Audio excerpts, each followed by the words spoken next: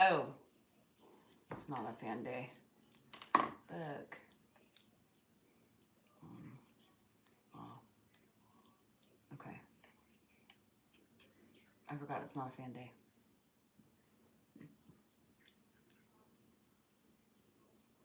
Hi.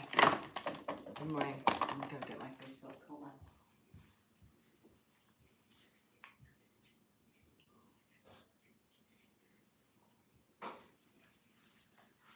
And my coffee. Coffee, coffee, coffee.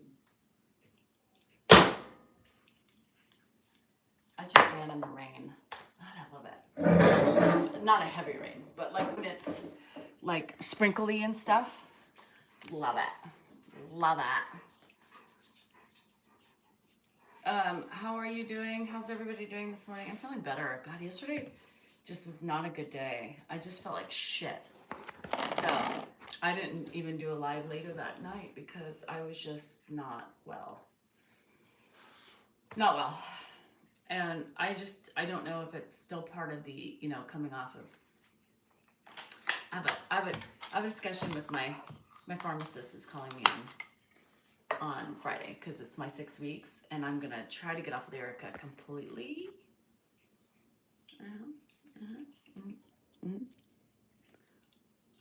So we'll see. So anyway, hi, good morning. Fuck, Facebook is going wonky again. So I hope everything's well. It's today Wednesday, already Wednesday. WTF, bitches. WTF. I don't understand how this week is going by so fast. It's Wednesday. Thank you, Tiger. I appreciate it. You're not Woods, right? I hope not. But you're rich enough to have a driver. You shouldn't even fuck around with that shit. You know what I mean? Like, why are they even fucking around? Like, Justin Timberlake, all those people. Like, dude, you got money. Like, why are we even fucking around with driving? Like, I would have a driver for every place. You know what I mean? For every place. How's my dad? He's dead. Oh, you mean Ed? Well, he's still sleeping. Yeah. I even call it Uber. I won't even, like, even if I know I'm gonna have, even if I know if I'm gonna have one drink, I don't even fuck around with it anymore. I'm just like, it's not worth it. It's not worth it. Practice what you preach. What's Ed got for breakfast? He's got pancakes, sausage, bacon, muffins, fresh baked English muffins, sourdough bread, and he's got eggs. Did I say eggs? No.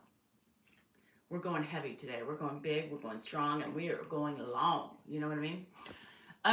You all know what Ed has for breakfast. Tactile. Like tactile. Got it. Can't drink. Is that my Dax? Hi, Dacky. Y'all have Bobby vodka today or just coffee right now? I didn't even have one stitch of alcohol last night, you guys. One stitch. No stitch, no sip, no lick, and no touchy. Actually, I touched the bottle because I had to move it, but I wasn't feeling it. Sharon, if I gave Ed a Wednesday hug, he would look at me like I was problematic. Mm-hmm. Does Ed like pizza? He can't really eat pizza anymore. Coffee with a lot of something. I wish. I got shit to do today. You know what I mean? I got to go to my maxillofacial doctor. So this is actually 2 weeks before my Botox in my jaw. So she wants to do trigger points again. So motherfucker, it's gonna hurt. So I have to drive an hour away. Yeah. So no, I can't. I can't drink. If I want to, it'd have to be on the live. Mm-hmm. Thank you, Connie. So why not on treadmill? Well, first of all, I haven't been on my treadmill in probably 2 months now. 2 months, you guys. Shut the front door. 2 months. So yeah, it's no treadmill. I have to run on the street. I'm a street runner. Street runner. Yeah, vodka. Ooh, I'm not a vodka person. Vinyl Talk with Travis. If you knew anything about me, you know vodka is not my friend. I don't like it. Sauv Blanc, all the way, bitches. Sauv Blanc. I am not. I'm not a track star. You should see me running. There's no way I don't look special running. Like my legs give out. I drag my feet. Sometimes my hip buckles. So, it's a song. I don't know. I don't know. So anyway, so I don't run as far, right? My body just doesn't allow me to. So I run a couple miles, I walk, I run, I walk, I walk, I run a little bit maybe after that, and that's it. So that's it. That's all she wrote. That's what it is. Broken down palace here. She's broken. She needs to be fixed. So I just quickly went in to do some weights and stuff like that. I did a bench press. I did some sit ups, and then I did a swing in my mob bar. I did my kettlebell, and then I was like, you know what, I'm done. I'm done. Hi, Daggy. Yeah, I'm 51. Shit. Don't people retire from exercising at 51? Oh, I should. I'm just kidding. I won't. Probably until I can't. What drives you to lift compared to not just lifting and wasting away? I don't really know what that means. Joanne, you have more answers than I do. When's my new treadmill coming? Fuck if I know. Don't mention it. Look, I wore my cowbell. Oh, I'm late? I'm not. What inspires you to lift weights? It's called osteoporosis. Us women need to be careful of that. Osteoporosis. And we got to keep, at this age, we got to do some weights to keep up our core strength. You know what I mean? I would rather run on a treadmill. I mean, on the street. Well, have fun with that, Donna. I'd much rather be on a treadmill. I mean, my body hurts. It's so crazy. You have to understand that, like, the difference between running on the road versus running for an older woman. Like, when you're young, who fucking cares? But as being almost 52, my body's going through some shit running on these roads. My body's going through some shit. It's completely different, especially at my age. Thanks, Mr. Jingle. I appreciate it. My Amazon order is 3 steps away. You should go to the door. Is there anything exciting in it? I have a Walmart order coming. Not a Walmart, a Sam's Club order. So it's hard. It's hard. It's hard. Y'all, I'm not supposed to be on the fucking streets, yo. I'm supposed to be on my treadmill where there's comfortability and there is easiness. Yeah. Retired and do functional fitness classes. Oh, good for you, Terry. That's amazing. Gotta keep moving. Gotta keep moving. Oh, hell no. I haven't ran on the streets since 20. I'm running the streets, yo. I'm making dollar bills. No, I'm not. I wish. You know, if maybe somebody paid me to run, I'd feel better about myself. Maybe I could do it. Cremation is expensive. It doesn't make sense, right? It feels like the funeral services are completely like money grabbers. Fuck. I feel like raped. I remember when I had to go do my mom's shit. Like, I was like, what? The fuck? I'm in the wrong business. Oh, I thought you said I'm getting her burned from Amazon. I was like, damn, they do cremation now. Just send your family member in and you two can have a fabulous cremation by Amazon. And we'll deliver to you back for the sheer price of $6.99.99. Free shipping. Oh, Lord, have mercy on my soul. Hi from Key West. They might. Am I violent? Depends. Depends on the moment. And it depends what I'm mad about. Oh, not in sex. If you're asking if I'm violent in sex, hell no, I don't even like sex. Shit. Well, yes I am, because I have to fight Dan off of me, for fuck's sake. Never mind. Does it? Beachman, does it sell coffins? Fuck. Could you get a discount? Can we get discounted coffins on, I don't know, somebody look. Somebody look. I don't know. I should have. And the box my mom got was literally a box with no special lining, no bells, no whistles, no music, no nothing. I was trying to do an April Fool's video for Dan, and I just fucking... At first, if you saw, he was a little concerned. At first, if you saw his face, he's like, what the fuck is Hope betting? And then he kind of started smiling, because then he thought, and then I just couldn't stop smiling. Fuck, I was going to get mad. I was going to start throwing clothes and everything at him. But it didn't work. The other thing is, I was going to, if I would have planned this out, I would have gone to Mercedes, test drove the Mercedes, saying I want to show it to my husband, and then had him come out. He would have been really pissed off. Could you imagine? He would have freaked the fuck out. I couldn't not laugh. I mean, who's sitting there? They sell urns, I know, because our friend Debbie just bought one for her sister. But they sell coffins. I need to get bigger so I can afford to do this shit and like send a coffin to the house and shit like that and be like, Dan, I got you. Here's your new place to sleep. You know? I mean, I could do some funny shit, but I don't have the money just to waste on a fucking coffin. You know? I mean, that shit's expensive. You know? And how do you send it back?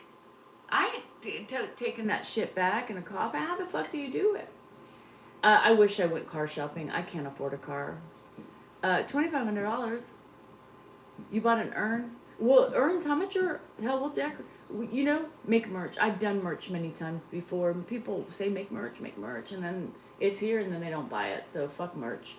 If everybody, take it here, Tiesa. If everybody just gave me $1, I could afford a G-Wagon. But y'all don't want to listen to me. So, fuck. So good afternoon, Beth. I love watching you and your husband. Thanks, B. He pisses me off. You know, I'm listening to the Heather Gay Audible right now. And do y'all know who Heather Gay is? She's on the Salt Lake City Housewives. And she's making me giggle. And she's saying, like, you know, about her first husband. And she's listing all these things that pissed her off. You know, she's like, hey, divorce is for you, if, blah, blah. And I'm like, yes, girl. Yes, girl, yes. What the fuck? Wait, $1? ER? Oh, why you give me $1? So, anyway, starting the fund. $1. Nate gave me $1. He's starting it. Nobody else is. Thank you, Nate. My first $1 was earned. It's actually probably 78 cents, 0.2567, but that's okay. Not to Dubai. If everybody gave me $1, I can get my G-Wagon. Dubai would be nice too. I could probably go for a Dubai trip too with all that. I turned in for 2 seconds. You're always swearing. You curse too much. Bye, fucking bye, Carrie. This isn't an airport, honey. You don't need to announce your departure. It's okay. I promise you, you'll survive. How about a Jeep? You know, an old Jeep. Thank you. Muhad? Is that how I say that? Thank you. Muhad gave me $1 too. $2 now, bitches. How much is a G-Wagon? Let's just say a used one's $150,000, okay? So now I have $148,000 to go. Thank you for the contribution. That was weird.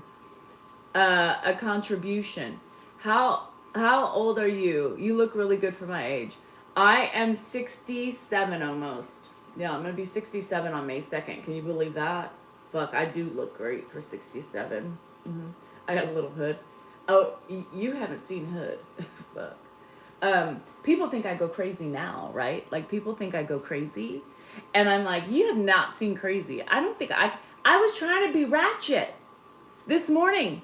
You know Chancey with an I? Like, I'm like, fuck this shit. I'm trying to be kind and take care of my fucking father-in-law and shit like that and show you my fucking marriage and crap like that. 6'7". Anyway, so what's in the cup? Coffee. Boring. I know. You gave me $2? Wow! 146,000 left. Thank you, people. No, I'm not 6'7". Shit. You guys, at 6'7", my jowls are going to be hanging down to the floor. And my nose is going to be so big, I'm going to have to use a pulley to keep it up straight. You know, your ears and your fucking nose keep growing. Your jowls apparently just get longer. So, y'all don't worry about it because your testicles will too. And just because you think you look fine for your age, bitches, everybody ages. You know what I mean? No, I'm going to be 52. I mean, I was just 18 the other day. 50 fucking 2, bitches. I never envisioned me saying, what in the hell? That $4, not 4K. She still needs, thank you. 149,900. Oh shit, that's right.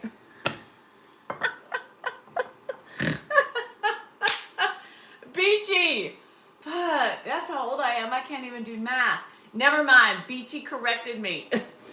149,995 because we got some more money back in here. Keep track, buddy. Keep track. Thank you. What's my routine to be fit? Fucking one, talking to people and doing a little jig here and there. I mean, thank you. Fuck, I forget those things. Yeah, nobody's giving me. Ooh, Danielle, take another sip of the coffee because she ain't up yet. I didn't finish my first cup. I was so tired. You guys, I did fall asleep yesterday for only an hour, but I was still pissed off. I was still irritated and I still did not feel good. You know what I mean? I need less coffee. I haven't even finished a full cup. So, you know, hey Sass, I'm going to be, your mouth wasn't mouthing, and Beachman's the only one who was like, bitch, you're wrong. Emily, where were you to help me out? It's like all the people who say my husband's having an affair. Nobody could show me the picture of the woman. I mean, y'all just be like, oh, I saw this today. Girl, I saw this. And then some poor woman was like, well, at least you know now. I was like, girl, I found out from a phone call. I was like, she can have him. By the way, I was in the video. So, let's get wasted today? Okay. Yeah. So, and now apparently I got divorce papers. People were tagging me in pictures saying, here, girl, you want it? You're apparently getting served. When? For the love of God, please. But here's the thing. Heather Gay is talking about all these traits that her husband has that she couldn't stand. Y'all, right at the time I was cleaning up my sink, guess what it said? Does he leave his unwanted spit in the sink with little fragments of food and doesn't waste it, wash it down as I'm spraying the fucking fragments of food in my sink? Y'all, she's questioning whether or not I do need a divorce. You know what I mean? Leaving clothes on the floor. After that, she said that, right? And I was like, that's right, Heather, you get it, girl. And then they time you out for 6-7. Cole, I'm sorry. And then I walk in the fucking laundry room and his pants are on the floor. I said, what the fuck are these? Oh, well, I lost the button. Oh, you lost the button, which I stepped on the button. It's in the toilet room where you took a shit and left particles. And then you just throw shit on the floor for who to pick up, motherfucker?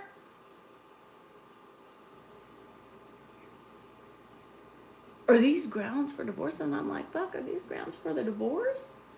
Because all this shit bugs me. Why you throw fucking pants on the floor? Put them in the bed and say, hey, babe, I need a button. I was wondering why I stepped on a fucking button. The button was right at my feet when I took a pee. Now I'm questioning. Do you want to, every time your husband eats, stab him in the eyes with a fork? Yes! Me too, Heather. Me too. Damn it.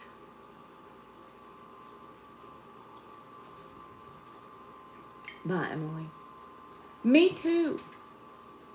I want to stab him and put acid in his eyes.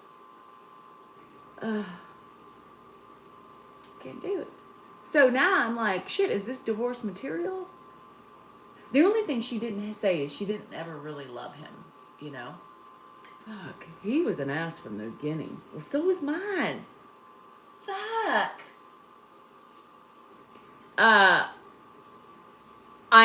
not 6'7", no. Cole's like, damn, you hot. Girl, I need to fuck you if you're 67 because for 67, girl, bend over, grab your ankles, and call me daddy. Right? That's what you're thinking. I know you were, Cole. I know you were, Cole. Do I have kids? I have 3 kids. Yeah.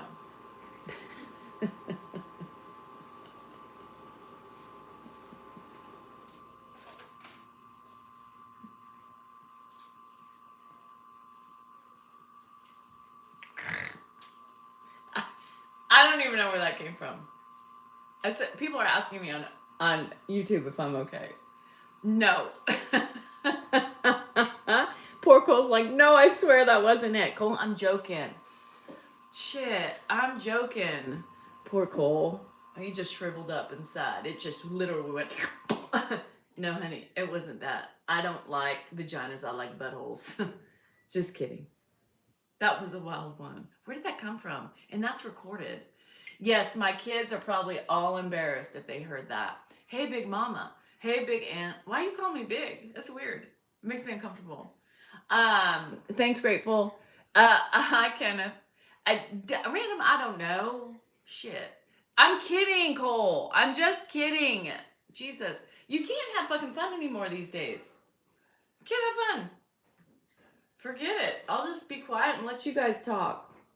For fuck's sake. Where's Caroline? Is she on here? Call her. You have her number. You can't turn it on right now. I'm doing a fucking live.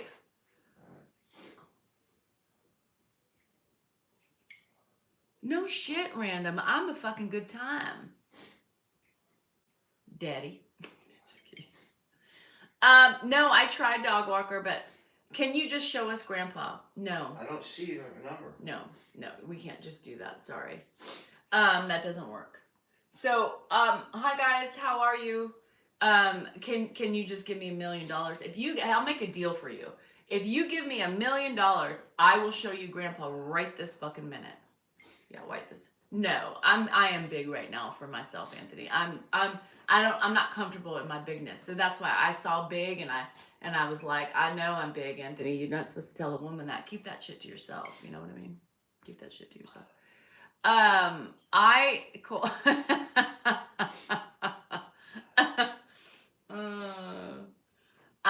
Did you wake and bake this morning? No, I'm not a baker. I'm not a baker. I'm not a baker. Where's your number, my phone? I don't know, Dan. Again, I am working. Caroline, can somebody text Caroline and tell her to text Dan before you fucking blows boogers everywhere? Thank you, Nate. Nate took care of it. Be thankful when we divorce a man, we don't find another woman to take him on. Fuck, that means they still come on the door and knock and say, baby, please, I promise you I'll be better. Fuck. They need to fix. We need to come up with a shock treatment that we can send our husbands to or trick them because they won't go willingly. So we need to find some way to fucking contraption and like attach it to the head of the penis and tell them it's like a fucking sex like operation. Just stay back. I promise you, and fucking send the fucking shockwaves up through the urethra, right? Because we clone it. We just stick it on the tip of the head like this. And it goes and it just travels all the way up and gets that frontal lobe and changes it. And I want to see him wither in pain while it's happening. So he knows how much pain I've had for my whole lifetime. Women, does that sound about right? I think so. Hi, Francine. Hi, hello. Hello, matey. Geesh, Brian, I know. Women, this is what we think about, Brian. We think about these things when we're just frustrated. It's been like 20 years. 20 fucking years. And when you've been in a relationship for it's been longer than 20 years. With that, I give my credit. Almost 20 fucking 8 years. When you have lived as long with a spouse as I have or longer, you think about something like that. You think about torture things. You think about shocking them into, common sense. You had a terrible dream about Ed. Well, he's here. He's right on. He's right here.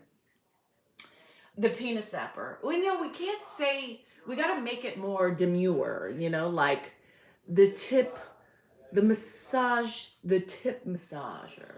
And then we trick him, because who wouldn't want a massager for the tip? Baby, my hands hurt. Let me put this little massager on for you, and it'll tip, and it'll itch and tickle your tip. And the mushroom piece, the piece underneath is the most sensitive spot. So you just do, and it just rotates, and then you turn it up, You got to give them a little pleasure first. Tip tickler. Yep. And then, hi, creams. The kitties are good. Yeah. I've known my deceased husband since I was 8.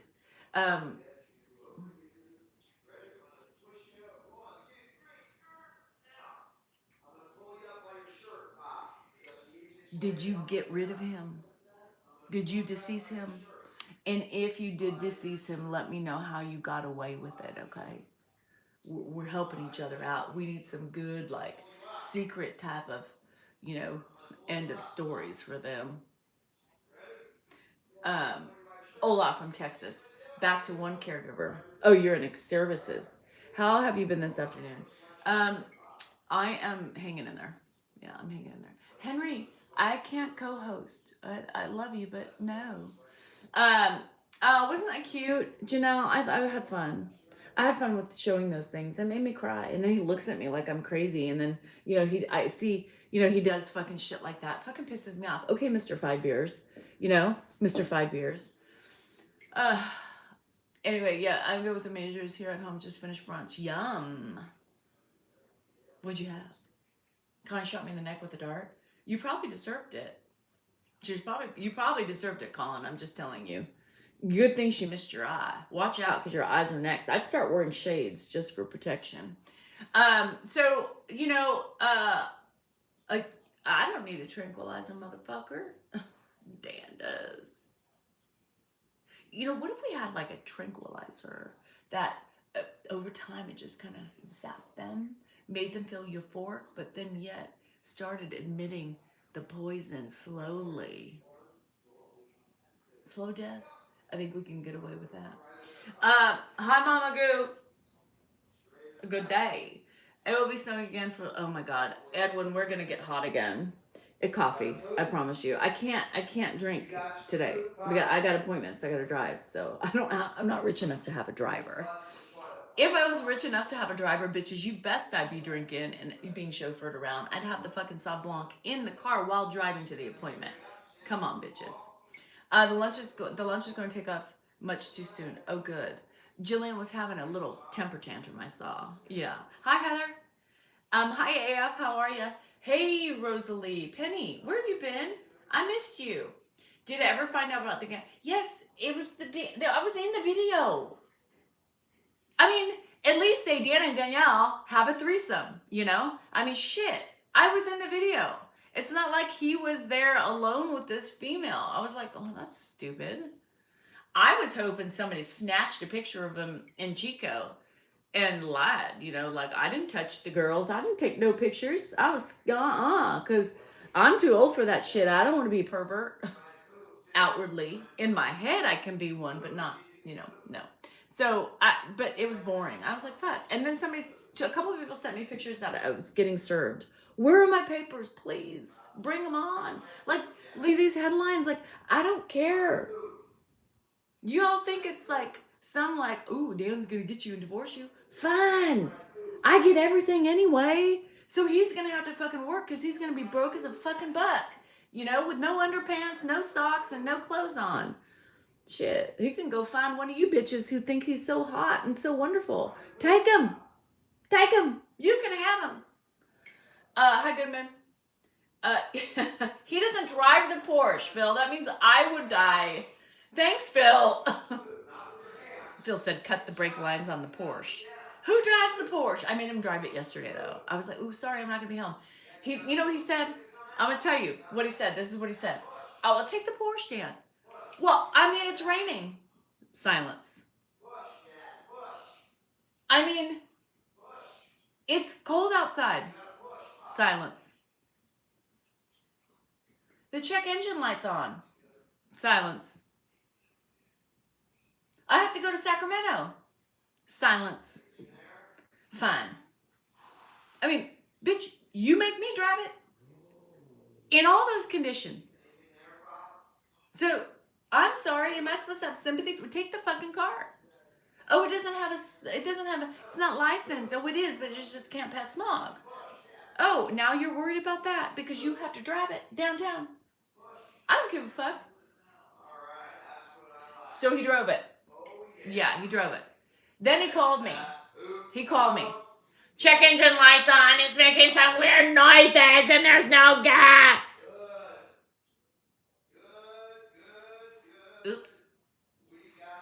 Oops. You know what I mean? Oops. Click. Yeah. Oh, so he drove it. God forbid. I mean, I'm so tired. Seriously, I want to take it and trade it in. I'm done with it. Like, seriously, This is what we have to do. We have one fucking car. Nobody wants to drive the Porsche. I don't want to drive it. Half the time I'm running errands. I'm getting shit and buying shit. Okay, what? And he doesn't ever want to drive the Porsche. Then why the fuck do we have it? You know?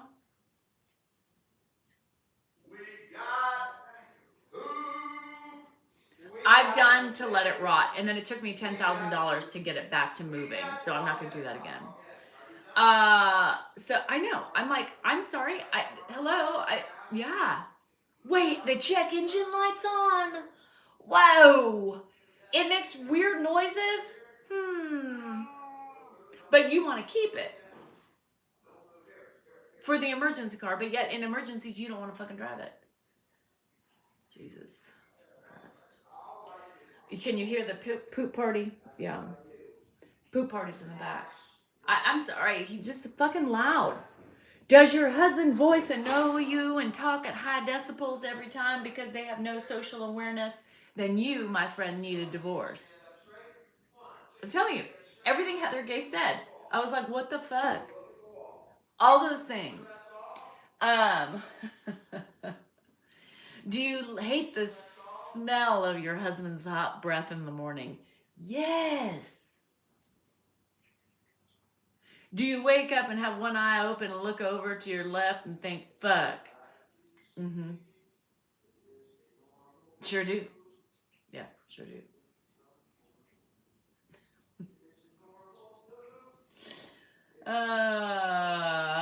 Fuck. He's loud at everything. Just like he was trying, hi Daisy Lou, he's trying to find Caroline's number. Like pacing back and forth. I need Caroline. Okay. I need Caroline. I need to talk to her. Well, what the fuck am I doing? Am I here to fucking service you for everything? This is the problem. I was talking to my counselor yesterday. He's like one of my fucking kids. Everybody relies on me, right? Everything relies on me to get things done. I am the cleaner upper. I'm the fixer. How did I get that shit? I don't want to be the fixer. I have become the fucking fixer. She said some really poignant things yesterday to me. I was shopping, and it stopped me dead in my tracks about a couple things. My mom and my husband. She was poking me about my husband, and I was like, I can't. One thing at a time. So she said something about my mom that really affects me. I'm not ready to share it yet. But it's fucked me up. It's fucked me up a little bit. You know, about me always being the fix. Yes, I'm telling you. And tells me he leaves for it because I'm better at it. Well, mine just says, well, you're a bitch anyway. Like, why the fuck? He's been leaving his clothes on the floor lately. He's been just like, I'm like, who are you? What are you? Who the fuck? I mean, really? You care about me? Pick up your shit.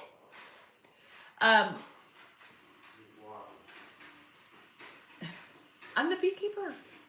And she said, well, stop it. Well, that's why I'm paying you. Tell me how to stop it. You're fucked up more than a little. Lamar, so are you. You're more fucked up for me because you're scrolling people and telling them they're fucked up. Stop projecting your bullshit. Look in the mirror and fix you, boo. Can you do me a favor and pull that chair out over there further down? Yes, let me stop what I'm doing. I would love to do that for you. Turn to the right, Pop. I would love to just stop what I'm doing and help you because, God, here you go. I know, all the way over there. I'm going to walk them further. Okay, yeah, this all the way is... over there. Really? Yeah. Don't give me the eye because I'm giving you the eye back. Just walk them back and turn them around and sit them instead of bringing the chair there. Come on. Get out. Let's go, Creams. What do I do? Sit down here? Now Danielle's going to bring the chair. Go straight up. No, Keep let walking. him turn. Keep walking. Turn around. Do a U-turn. All right, turn around, Pop. We're going to go back to the chair over there. Do a U-turn. Turn around. Good. Good. Good. Turn around. Back this way. Good. Excellent. Walk. You did a nice 180, Pop. See? Not bad. Keep walking. Keep walking. Keep walking. Straight to that chair over there, Pop. Straight to that chair over there. Good job. Good job. We're going to put your butt in the chair. Put your butt in the chair, Pop. Put your butt, yeah. Turn, perfect, yeah. Excellent. Excellent. Excellent. Excellent. And take a seat. There you go, Pop. Good job. You're down. You're down. You got a good, productive morning, Pop. I hope it doesn't fall through. It ain't falling through. That thing holds you up, Pop. Put on the safety harness. You had a good walk. You had a good poop. It's a good morning for you. I want you to drink some water, Pop. Yeah, drink. Yeah, that's yours. Take a drink. You gotta suck through the straw. Water? Yep, suck through the straw. No, you suck right through there, Pop. Drink.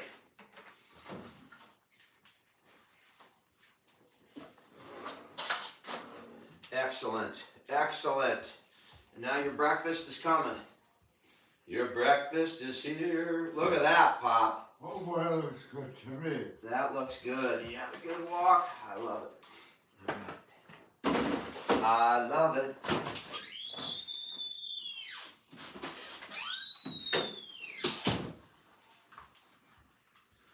Oh, my. Sorry. You know, normally if I got it up, everything would be prepped beforehand. Because that's what you do.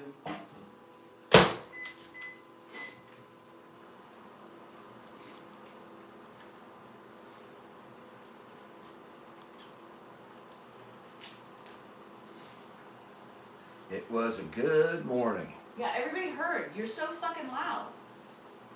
It was a good morning.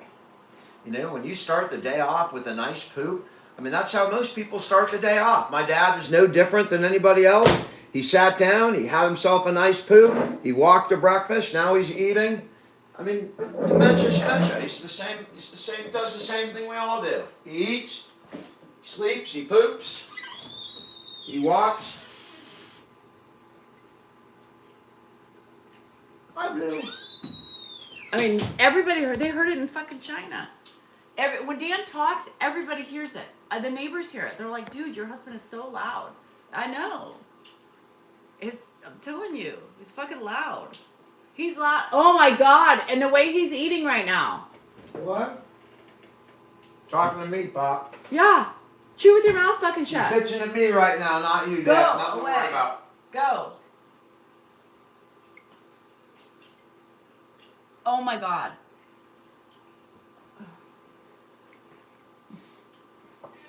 Hello. Hi, Nadia. How are you? Girl, I'm loving your videos. I see him, girl. I see you. And I couldn't believe you didn't get tipped on a $500 meal. I'd be fucking pissed. Yeah. You heard him in Orange County? Sandra, I'm telling you. Get the fuck away from me. God. I knew you That's not the wouldn't back first down. time? Nadia, I'd be like, what the fuck, bruh? I would have pissed in there. Well, you didn't know. That's irritating. I am a saint. You guys, Bakersfield. You know, I'm gonna tell you. He's irritating me today, straight up. If you can't tell, just the fucking. I'm gonna start in the morning time. We're gonna go back to the household chronicles. We ain't gonna just do kitchen chronicles. I'm gonna start in the fucking bathroom first, so you can see the fucking dental floss, the chunks, and he goes to my sink and spits his chunks in my sink and leaves it there. I had to chisel it off, and it took some of my enamel off. I know, but fine dining shouldn't be doing that shit. You heard him in Nashville? I bet you did. Dan is not a pain. James, come take him for 24 hours. Everybody says Dan's not a pain in the ass. Take him. No returnsies. Yeah, keep him. Put him to work. Maybe teach him something. I challenge You couldn't anybody tell. to deal with you for 1 week straight. Oh, they would love me. And if they could make it through 1 week straight with you normal, not like fucking on best behavior, but normal you, I mean, I think people would choose me, like, the numbers wouldn't even be close. I mean, Who's easier to live with? have you started smoking already? And how many fucking strawberries are you gonna touch before you pick one? My God, touching everything. And you know what he does? I'm gonna tell you else. He ate that banana, you see it, and then he puts it in the refrigerator. I bet you in a couple hours he'll take another one, eat it, put it in the refrigerator, and there'll be 2 fucking bananas, and he never goes back.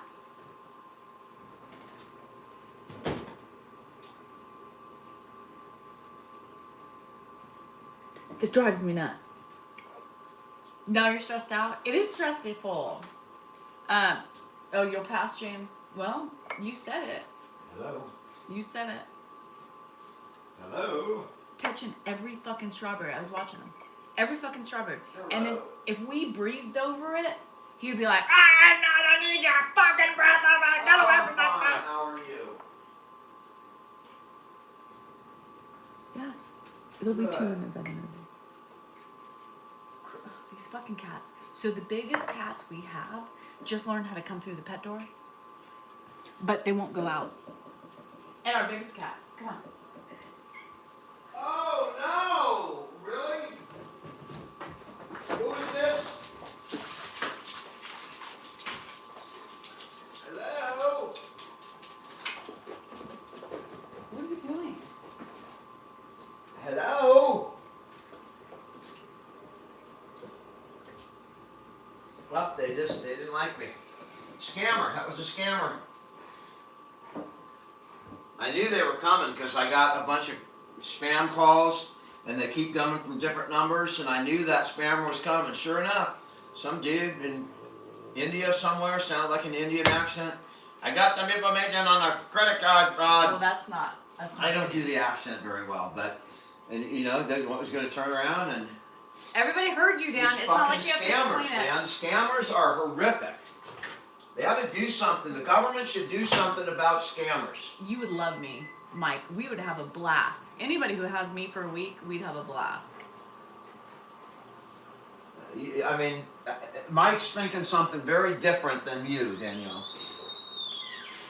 I'm not talking about good. I'm talking about the full week with every waking hour. His wife and I would be going to the casino during the week, and then we'll go on the boat. Yeah, we got shit. The poop gave him. I would have fun with anybody. It doesn't have to be men. I'm not looking for sex. Just let's clarify that, Goodman. I don't want to see your penis. Not on accident, not on purpose, and just not enclosed. Tape it up, put it away. I don't want to see any outline. I'm not here to see peen. I'm just here to have a good time. Okay? Us girls would whoop it up. That's what he doesn't understand. I'd help you clean. What do you need me to do? Girl, let's go. You want Sauvignon Blanc? Let me get that. Yeah. No, he doesn't, Diana. He doesn't ever shut up. Quietly eating? Oh, that's not quiet. There's chomping going on from here to Timbuktu. Yeah. He's also driving me nuts. The Lexapro fucked me up. It fucked me up. First it made my pain more. I've noticed since I've been off the Lexapro, my pain has been less. So it did. There was something to the jaw thing. But my tolerance for shit like that, yeah, I can't. It sends me for a loop. You want to see bitchy? You're going to see it because it drives just like my husband. You love Sauvignon Blanc, girl. But I have to tell you, I'm a big talker, right? Like I talk. Yes, Dan was looking for him. Text him, please. He doesn't have your number. He probably wants some help with the app thing. Anyway, not for you to do it, but to help. He wants you to check something. I don't know. You ask him. So I talk a big. Everybody thinks like I'm a huge partier. Yeah, I can have a good. Hi, Jeffy. I can have a good time, but I cap out at like a bottle. So after my bottle is done, I get so overly excited. And then if the bottle's done, I'm like, I ride the buzz for a while, and then I'm like, okay, good night. I gotta go to bed. I'm one of those things that I can't drink all night long. My friend Lisa will tell you, because we were all, yes, gung ho. I'm like quick, impulsive, get it out, and then, okay, it's time to go to bed. I can't. So if you want an all night drinker, I top out at like 4 glasses of wine. Technically 3. All right, fine, 2.5 on my pours. 4 to 5 in a restaurant setting. Do I have something on my cheek? Wrinkles? Oh, I do. Ew. I don't know what that. Probably pollen from running outside. A branch. I'm also very clumsy, so a branch hit me in the face today. I'm gonna try not to do any antidepressants. I'm gonna see if I can do this. I'm gonna really see if I can kumbaya, become one with my body, and my. I have no patience right now. I mean, that's what Lexapro did give me is patience. There's so much pollen, and I'm running, and my hats because I started running like this, and then it started raining, so I had to put it like this. Here's my intercourse hat I got from my friends, one of my favorites. And it slips down. I have my earphones on, and I run like this, right? I don't run like this. And so yeah, Lisa, you try to talk to 600, 800 people, and in your train of thought, you would probably say something too, whatever your thing is. So chill out on the things. Anyway, and a branch smacked me right in the face. A week ago, I always watch out. There's this branch when I run around the corner, and it's a dead piece and everything else. So I always dodge it, and because I know it's coming up. Well, yesterday I ran right into it. Fucking branch. I holding onto it, shaking it, and it wouldn't come off. So I started running away because I just, I get if I'm listening or whatever. Hi, Shannon. I appreciate it. So. Yeah. Hi, Carla. How are you, girl? Mm-hmm. Somebody's saying, do you realize how many times you say, Yeah. It's called thinking on your feet with no script. You do say that. People always have the pauses. They say whatever. Leave me the fuck alone or don't watch. Are you banned? No, I don't see you. So, I can change my fucking word. Fuck. Hi, Brandy. How are ya? From your quiet friend. No, anyway, we'd have a blast. But yeah, I max out. Like, my friends get mad because they like, I go in so gusto. Like, the first night in Vegas, I go. It's getting so close. Oh, you're getting close. I thought you were saying Celeste's good. I go in for the kill. And then I'm like, okay, I'm petered out. I got to go to bed. And they look at me like, what? You're going to bed? I can't do it. I can't do it anymore. I can't, I'm not a big drinker. I mean, people say I'm a big drinker. I don't think a bottle's a big drinker. Mary isn't sure what's the beginning was, but the same from day one. Probably close to 5 years, right? Dan started. He started a lot sooner than me. And I was like anti it, thinking this crazy lunatic thinks he's going to go on social media and now boom, And then he said, you need to do this. This will be good for you. Little did I think it was. I was like, what the fuck? Oh, God, you guys, that was so much stress. I was like, I don't look right. Oh, no, you can't do that. Don't video me yet until that Now I'm just like, what the fuck? Just go for it. I think people notice me more in public because I walk around like this. I think if I looked normal, they wouldn't recognize me. I've probably been on TikTok for myself over 3 years. Myself, independently, yeah, about 3 years. Isn't that crazy? I think this year will be 3. I know, baby. I know. And we had another friend on YouTube who just lost her husband unexpectedly as well. Like, I think heart attack is what I'm thinking. Ugh. One of her dear friends. So I get it, girl. It's so sad. I just don't, bless you. Sorry, Blue Kitty's looking for toot motherfuckers. This whole, sorry. Hi, Brown. Sorry, you get Blue Kitty's ass. I am not. This is the way I look. I don't give a fuck. But then I'm starting to get a little uncomfortable because my fluff is coming back. About the dumbest shit. Why does anybody complain inflation instead? Or gas prices? Or our world today? Be yourself, girl. Am I not? I don't even care. And I started doing this. I started doing this for women around the world. And the women are telling me to fix my face. Girls, why? Be true to who you are. Take the filters fucking off. Who cares if you go out in public without makeup on? People yell at me to brush my hair. Why? I ran. How many miles did you run? I'm comfortable in my skin to a certain extent. This I've gotten over. I don't feel like I have to be perfect for any fucking face or a place or, social media. Girl, you get on social media. You should look better. Why? Who says that? Society? Society tells us we should look better on social media. Fuck that. I look at all the women who don't be themselves and who have the makeup on, have their hairs done. I'm thinking, girls, you need to be more comfortable in yourself. Thank you, Patricia. Yeah, they tell me all the time. Brush your hair. Do you own a brush? Yeah. Why would I brush it? I ain't going anywhere. Oh, if I do, I don't give a fuck. The AARP article, I don't know how long. I know everybody was like, if you're going to Trader Joe's, I was so bored yesterday. I was in and it was a members only.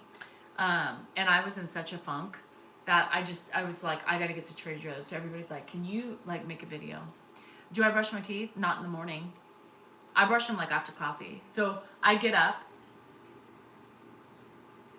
I'm half dressed, half pajamas. I do my shit. And then I put on a cap. And I brush my teeth. Yeah. Have you always worked out? Yes, Holly. I became anorexic at 14. I feel that way when people do Botox. I do Botox curly Q. I'm coming due.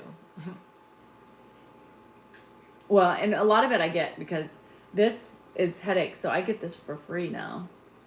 I won't get the 11s. I'll have to get the 11s, but I get this shit for free because of my maxofacial shit. So, but you know, I was never I was a makeup girl way back when. And you know what? My daughters don't wear makeup. I mean, when they get fancy, they put a little mascara on because I never wore makeup. I wear makeup like when I go out or something. You know, I might put a little bronzer on, a little rouge on the cheeks, and a little mascara to separate but that's it. I don't, and chapstick. I love my chapstick. A little bit of gloss, I feel weird now. I used to wear gloss all the time. Now I'm like, ooh, I don't know. Because I like to put the chapstick all around. The pair of tennis shoes. Well, how often should you replace them? That's the question. So Patricia, I bought 3 pairs. And I fluctuate between all 3 pairs. I always said I was going to do it. I never did it. Now I'm doing it. Treadmill running is a lot better. Let me tell you, these shoes on the treadmill versus running on the road are shit. Running on the road just shit for my age. I don't know how old you are. My eyebrows are tattooed because I have no hair. And you can, if I've lost so much hair on my eyebrows, I mean, you can see it's all going. The really dark places are where I have hair left. It's horrible. So yeah, I don't wear. So yeah, so I bought 3 and I rotate them every other. Plus I was wearing these On Clouds and I loved these 2 models and and they were going out of stock or out of production. So I bought 3 pairs. I must tell you, your avocados will help your hair. I eat them. I eat avocados every day. Yeah, I love avocados. I used to eat a whole one, but I was like, girl, you got to chill out on that. So I eat a half an avocado every day. Every day. There's not a day that goes by that I don't eat avocado. It doesn't have to wear makeup. You know, and I just love, speaking of chapstick, I need it. I just love chapstick. I just love it. I love it. Makeup ages your face as well as wrinkle. Maybe. I think honestly, the age is genetics. And I'm going to tell you, you age based on the trauma you did to your skin from early on. You know, all of those sunbaking. I mean, I was dark as dark could be. Dark. And, you know, that's what you see today. It's from all the damage we did earlier in life. Yeah. With something, Diane, I love avocado. I put them on my sandwiches. No, avocado, I put them on my sandwiches. I put them on my salads. I put it in my top ramen when I make top ramen. You guys all love top ramen right now. No, makeup doesn't age your skin. It's the sun and it's your DNA. You know, it's your DNA. If you look at the people, if you look at my people on my side of the family, my mom's side of the family, I mean, my dad's side of the family, our skin is, my dad had beautiful skin too. That's DNA. Because I never used to take care of my skin until like the last 3 years. But yeah, I love avocado. In the tanning bed. Oh God, that tanning bed was like a fucking roasting oven. It's like a toaster oven for the skin. And so, yeah, look for growths, because all of our shit we get now is from what we did in the past. Yeah. Fucking get that picture of you two. The Polish Prince was gray early, huh? I saw that. It was so cute. You were such a baby. Avocado and everything. Yeah. And I never wore sunscreen. I mean, even when my kids played soccer, I was out in the sun all the time because I needed a cute little mom tan. So my face was fucked. Tanning bed helps. It does. The red violet light. Yeah, but you know, now I don't really care, because I'm like, the damage is already done. Like, I already fucked up. I'm getting Moe's. It's gonna happen because of my youth, not because of what I do now.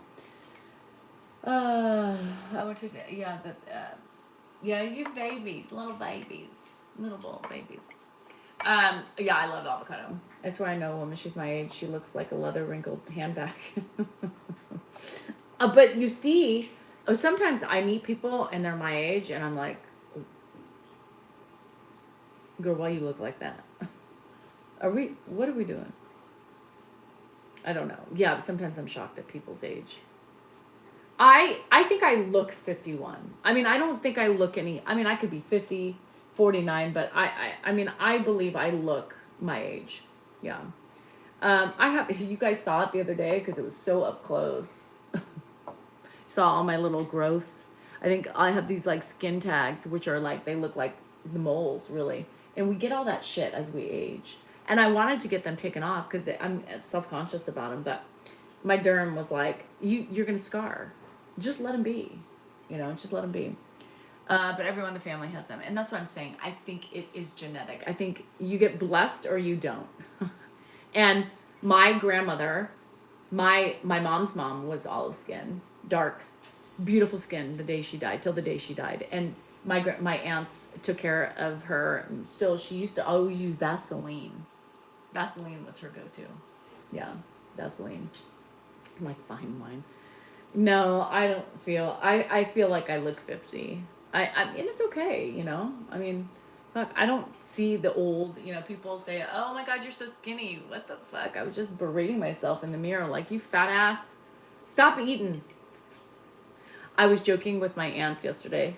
They were together yesterday, prepping some meals and stuff like that, and she was like, I was like, yeah, where was all that control that I had back when I was anorexic, you know? I could just not eat and control myself. Now I cannot not eat. And then when I see those fucking jelly beans, I eat them all because I can't stop it. For me, because my eating disorder, it's all or nothing. And I know, like, I either need to just take a bowl and walk away, not take the bag or the big bowl with me, the candy dish. I mean, when I do that, I'm a goner. Because of my past eating disorders, that follows you. It's like an alcoholism. Once you're an alcoholic, you're always an alcoholic. You still fight those battles daily. It's the same thing with eating. You're a makeup freak. Yeah, and you know, yeah, isn't that funny? The Vaseline, my grandma always had it by her bed. Always. Hands and face. And let me tell you, she was her skin was the most beautiful skin I've ever seen. Her hands were always just smooth, soft, and supple. Same with her face. She did have a beard, though. We did have to. That bitch started shaving a long time ago. You know, fuck you men don't realize that we also get facial hair, and it's a fucking pain in the ass. Now we're dermaplaning. So I expect my kids to take care of me. My aunts took care of my my grandma, so they better do it. I can't give sugar, or I will eat. I have no control. I've had no control lately. Addiction is addiction, right? It doesn't matter. The good thing is with fair skin, addiction is addiction. It doesn't matter what form it's in, right? Whether it's collecting coins, or you know, going to the casino every day, or drinking alcohol every day. Some people say that's an addiction. Maybe it is. And eating too much. I have an eating problem. I will always clear my plate. I cannot control myself. And so I have to be very diligent with like, nope, this is all you're eating. And I've been bad again. And I've just been eating because I don't know why. So I have to really, I make a chip bowl and I don't count, but I'll make a bowl and not go back. And that's the key for me. You shave yours every day. Yeah. Men, we have beards and mustaches. So fuck off. Yeah. I mean, the beauty the cost of beauty is ridiculous because as you age, we get more hair on our face, right? Whether it gets coarse or thick or any of that stuff, I looked in the mirror the other day because, I really should be plucking and shaving every day, but I don't because what the fuck, you guys can't see it. And sometimes it's so bad, I'm like, how can they not see it, And I was so zoomed in the other day, and that was before my plucking. You guys would see some hair, nose hair too. Bye, Janice. So, yeah, it's true. Yeah, and it's 35. The hormones. Fuck this shit. We're hairy, so, and it takes a lot to. I mean, even though I don't wear makeup and all that stuff, it's still taking an effort to take care of your face. So it sucks being a woman. Sucks being a woman. And looking like this, I just want a little look, just a little tuck, just a little tuck. But that's what happens to our fat pods. Just they're there, right? Our structures are there. They just kind of start everything. Our face just goes. Still not a wrinkle on his face. Yeah, that's genetic, Melinda. My dad was a sun god, a worshiper. He loved laying out and getting tan. Perry sucks. Yeah, Perry sucks. And I have a very fair daughter. Which really interesting is that I put so much pressure on them to take care of their skin. And my I have one fair daughter and one my colored daughter. Andrew, is a boy. He doesn't give a shit. But I yell at him every day too. Like, dude, you're working outside, you're in a car wash. Like, you need a spray. I have fucking sunscreen right by the fucking door. Look, Dan, Andrew, sunscreen, spray before you go. Simple. I can't make it any more simple. They just don't think about it. Bye, Penny. So I stressed because my daughter one time, Jennifer, her first competitive team, and the coach was kind of a hot coach, but his skin was really weathered. He was fair, right? And he had just that hard skin. And Jennifer, I think, had a crush on him. I think we all did. But anyway, she mentioned sometimes about his hands, and he's so rough because when you play soccer and you're in the sun all the time, you have to really be careful. Anyway, so so one day she's like, his hands are so bad, and I said, girl, you're gonna have to take care of your face, or you're gonna look like him. And he was still cute, but women can't look that way, right? Men, it's rugged and it's hot, right? But like for girls, and ever since then, she's been adamant about sunscreen. Ever since 8, that was 8. That was her 8-year-old self, maybe 7. And she like, I didn't even have to tell her. And even to this day, she's like, she's afraid of the sun. So she's gonna age well. Hannah is like me, but she was a little lazy with it back in the day, but now she's really good with it now. So, hi, Pappies. I had an eating disorder for years. Now I eat one meal a day and it's fine. It works. I try to eat one meal a day, but then it gets too big. So I'm really trying to really focus right now on eating better because, if I have wine and I'm just like, whatever, but I got to really focus on my eating. I'm getting a little, my clothes are starting to get tight again. Danny's getting a little fluffy. I'm in my fluffy phase. So we'll figure it out. We'll see what happens, but I got to get better because I figure if I do one meal a day, I eat too much and then I'm sick at night. And then I'm like, oh, I'm too full because I don't know restrictions. I don't know moderation. So, everybody needs to invent a skin iron. Yes. Or something just like a simple, like tape. This is just like, look, a simple little lift. It looks great, right? Just simple. What are we doing for Easter? Nothing. I was hoping Josh would make a dinner. And only I and Andrew would go, but gets me out of the house. Peace. So I don't know. Men don't want to take the time. I have been really chunky. If you heard the live the other day, Dan called me FAT. I was. You guys, my anorexia fucked me up so bad. I was anorexic and then I stopped. And then I just ballooned up. I was like 180 pounds. I got really big. My metabolism fucked Oh, that was Blue Kitty. That's one of Dan's rescues. We've had her. She's a bitch. Yeah, I'm in her spot. Although this is my spot, she wants my spot. So she's been a difficult cat. So yeah, he called me that. It was an ugly lie. I mean, people had fun. It was entertaining, right? But it was just like, I'm like, Dan, you can't say that shit, you know? So my metabolism until for 2 years, I was so big for me.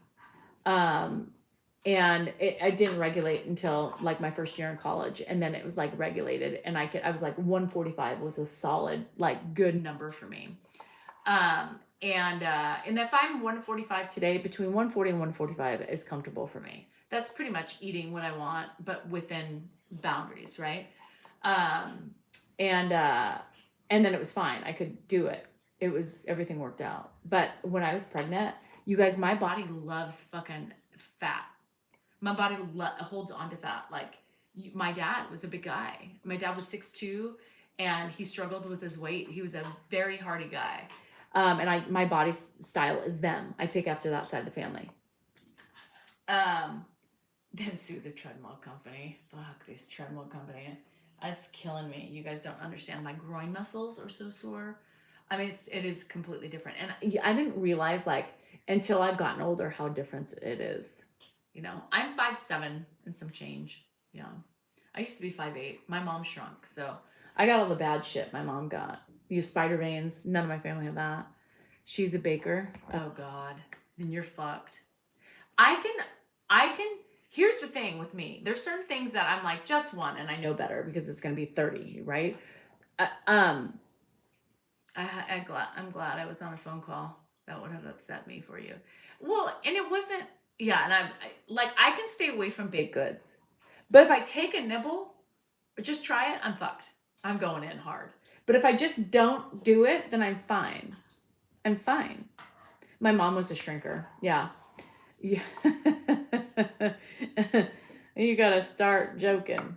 I mean, joking. You gotta just start chasing the kids. So you're 5'5" and your husband's 6'5". Holy shit, Daisy. I thought my dad was a huge guy, but there are other people. Cheetos. Oh God, I love Cheetos. Fire Cheetos are one of my favorite. The crunchy ones. Oh my God. 5'10" in heels. Yeah, I don't have very many of those, and you know that. I don't have very many heels. Day 2 is crazy, but day 3 is cool. Yeah, I'm probably more like 5'9" in heels, depending on the height. 6'3", you're 5 foot, you're a little midget. Oh, I can't say that word. They can put you in a little pocket. A little pocket friend. Pocket wife. Here's my pocket wife. Is who knew.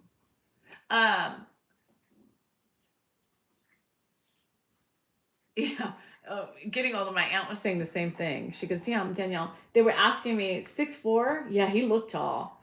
I have had 3 kids. What does that mean? 5'2" and weigh 9.5 stone. Not too bad.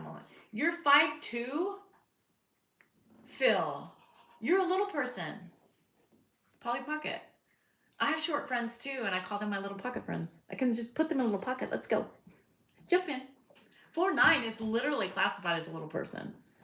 Right? Is Sean here? Sean, I need money. Hip injection. Yeah, didn't we get a hip injection the same day? Mine's better. I would say mine's like 80% better. I mean, it still hurts, but it's so much better. I can sleep on that side now. So hi Junebug. I love that name. Junebug. Reminds me of Mama June.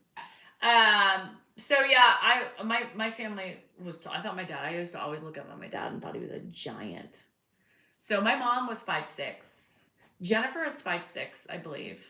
At 5'3". My aunts are midget. God damn it. One of my aunts is 5'2", 5'3", 5'2". My other, no, she's 5'1". She's really short and big old titties. And then my other aunt is like 5'6", 5'5", maybe 5'5". My grandma was short. So, Phil,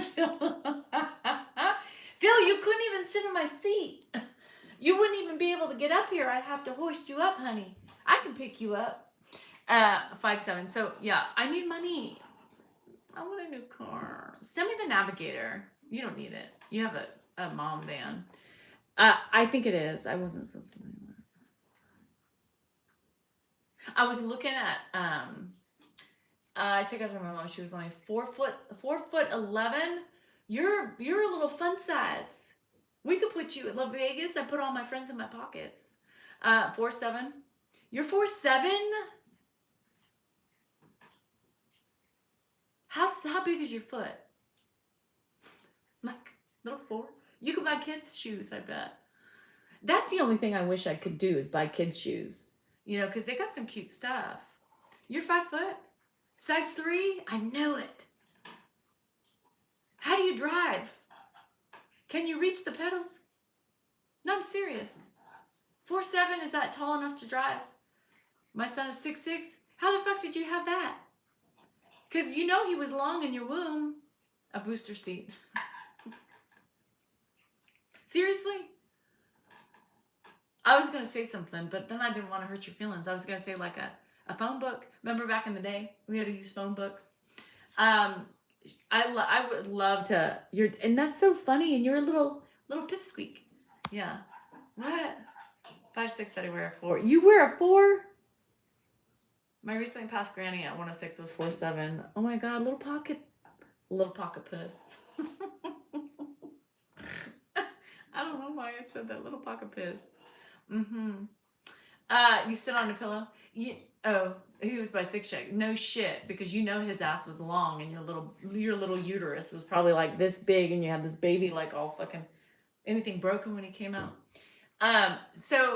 Y'all, what the fuck is going on here?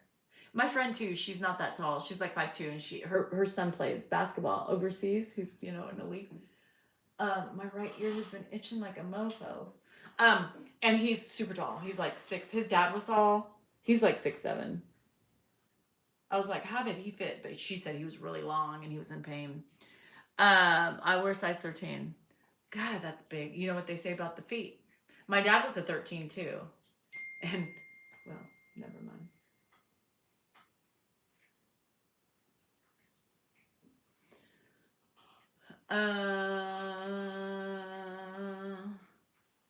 Anyway. You have to put a cushion on your seat for your car. Phil, 5'2"? Hold on a second. I gotta go back. Not true. My husband wears a 12. Kathy, I can't. I am dead. You were a 10. Pappy, you took after your grandma's size. A pocket puss. Pappy's like, well, I'm only a size 10. So is Dan. Oh my God. I cannot. What? Size 9, you're fucked. That's called a push up. Honey, you got to push it up in order to get it out. I don't know. You guys with these guys. Now I need you to send me pictures. Now everybody who has to use some sort of device to get to their pedals, y'all need to email me a picture of your car. Phil, you too, because you ain't off the hook. Pappy, send me a picture of what's in your pants and your shoe size, and we'll see if it compares to, because according to Kathy, it doesn't mean the size. Maybe you're just an anomaly and you're just bigger than you should be. I don't know. But anything you need to send me pictures of, send them side by side, please. When I buy my jeans, I buy clothes from the children's department.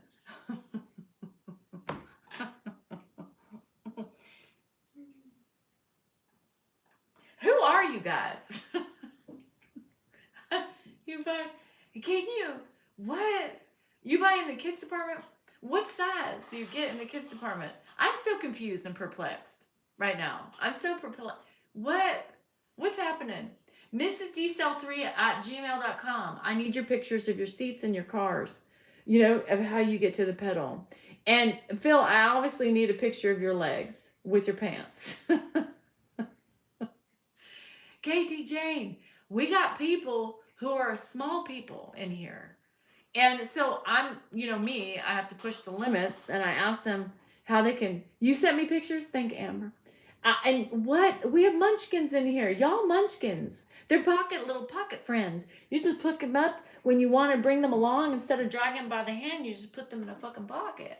They're so small. I would die. Y'all would scare me. If y'all started running up to me, like if you met me in Vegas and shit, and y'all little munchy cheese running to me going, hey, Danielle, Phil, Amber, what? Where are you? Where are you guys? I hear you, but I don't see you. Down here. Oh, hey guys.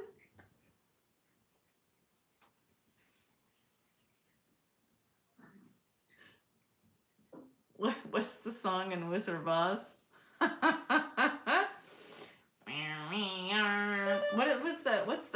What's the Munchkin song? The Munchkin Man, whatever. What's the fucking shit they sing? Amber runs fast. She's got the lights. Amber, if you have the lights, I bet you run fast. Remember we told our kids that. And she goes right to the mic. No, you said shoe size is 10. We were talking about penises because Kathy said her husband's a 12, and that doesn't hold true because they say, and Sue just said small things come in good packages. That's not what she said. Nice things come in small packages. Dan's a size 10 too. The little, hold on. I'm trying the Munchkin land. Fuck. What is the Munchkin? Not the Oompa Loompa song, but the other one. What's the other one? I need a picture of the other thing too, just to see if it matches up to what I'm saying it is. Small thing comes in nice packages. Nice things come in nice packages. And y'all never sent me a package. I don't want that. Oh, well, what does it say? We welcome you to Lollipop Land. I don't know. Fuck, it's in my head. The Lollipop Guild. It's coming back. We represent. We welcome you to the Lollipop. Fuck. Danielle. Yes, I hear my name, but I can't see you. Where are you at? They're touching my knees. Oh, hi, Amber. Phil, you here too? Hi, Phil. Are you talking about the cat? Oh, my order, sir. Fuck.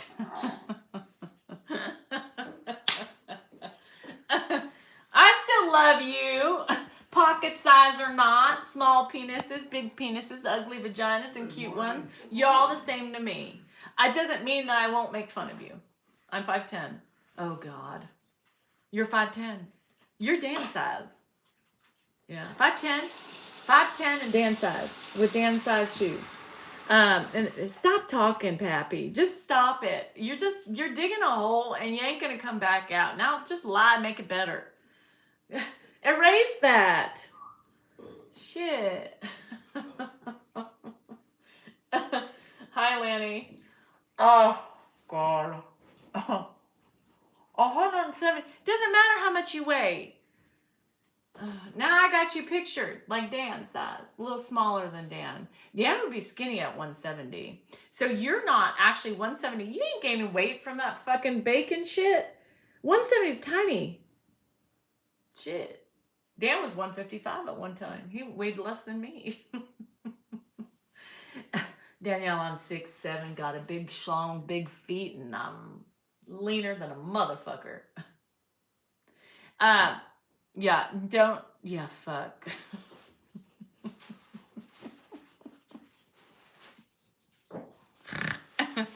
Wah, COVID.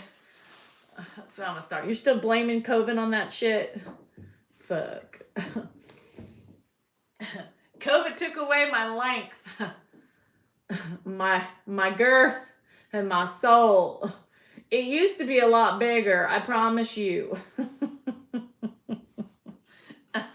5'8" and 175. He's a little fluffy. That's fluffy. 5'8". I'm 5'7", and I'm 5'7" and like 140. I don't know. I haven't looked, but I'm 145 plus from a ventilator. I know you were on the ventilator. It took away it's the ventilator sucked up your penis girth and your abdomen. You could probably push it out.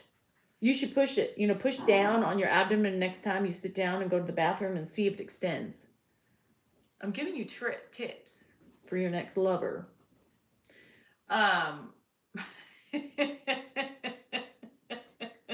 you mean it was in there and then after you survived, it popped out. Got it. He has an innie. It used to be an innie, but it finally came back out. Now it's okay. It's a little traumatized, but from the trip inside. Yeah, it's fine. We welcome you to Munchkin. No, it's the lollipop. I can't get the tune. Pop Goes the Weasel. So whatever. Cha-cha. It was out and got outer. Okay, keep trying to dig out. You're still in the hole. Well, not the hole you want to be into, but you're still in the hole. Shit. 6'8", 400 pounds, hard 3 on a hot day. It's because you're 400 pounds. If you were less, it would be longer. You probably, if you were 250, you'd probably have a 6 on a hot day. Yeah. The Chub Club. Have you ever Fool's Day? Have you ever been fooled? No. Y'all still trying to sing the song. It's in my head. You see, it's a turtle. Its head's inside. He's looking, waiting for the opportunity to come out.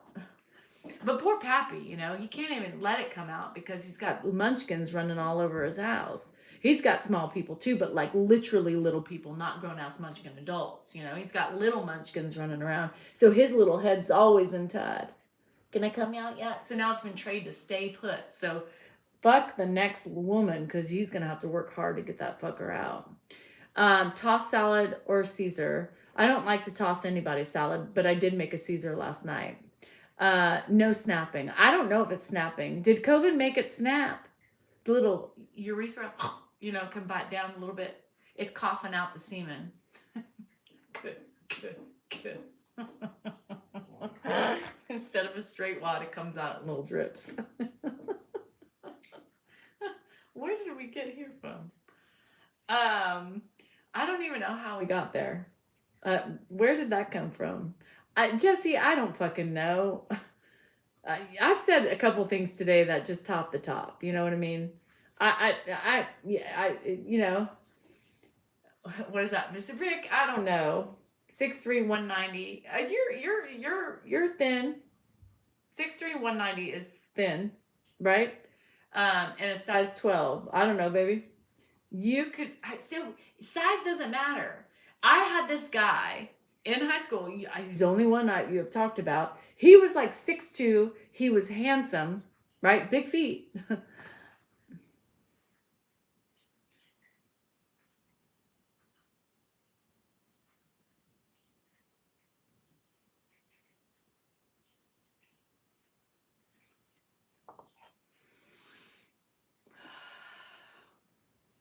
You just order sushi? Oh, that doesn't sound good.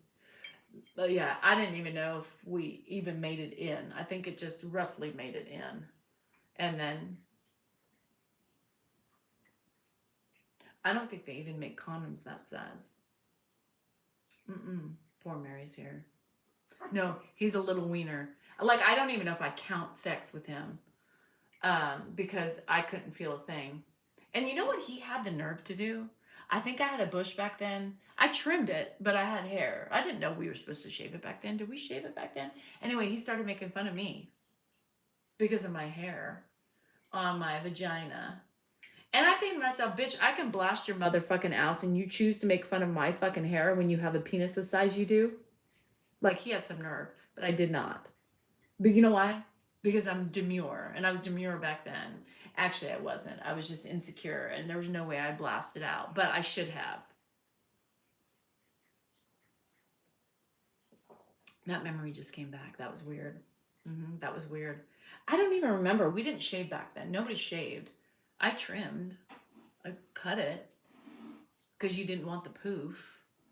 But he said something about my hair afterwards. I'm thinking, bitch, I don't even know if I had sex with you. Like,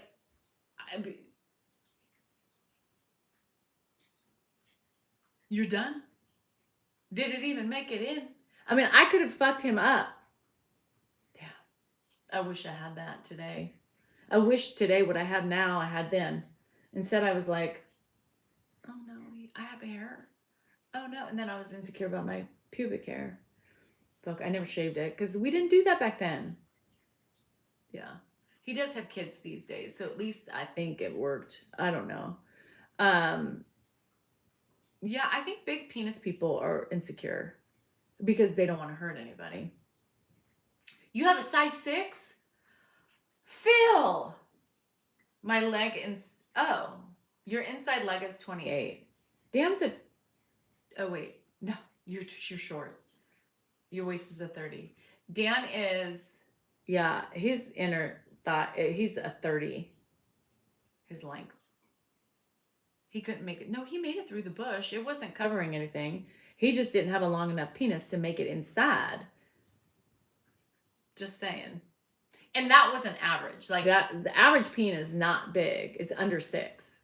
And that's okay. But this was below average. This was like, how did your parents even make that? Like, were you almost a woman? I think he got confused. Penis, vagina. We'll just go. Shortest man I have had, yes. And that's the weird thing is you just never know. You just never know. You made 5 children? You have 5 children? I would never thought you had 5. Holy shit. So at least you work. You're very fertile. Your swimmers swim. Mm-hmm. Men act like it's a big thing. Like, I fathered, so I'm like, bitch, what'd you do? Just inject a little tadpole in my system. I'm the one who took it, let you found its egg. So I'll give you it was a good swimmer. But what? We're the ones that did the work. One thrust and you're tired and rolled over and you're like, hey, you have a baby. You're right, I do have a baby, bitch, but you just left it there and left me. Like everything in fucking life. They leave you the little gift of love inside and they leave it for us to take care of, just like the fucking house and everything else. Men walk away. Yeah, we're the house we just grow them and we do all the hard work. We go do our prenatal appointments, take everything, and take care of the baby in the womb. They fucking just drop their shit and leave. Did you ever think about that? I just thought about that. That's a new epiphany.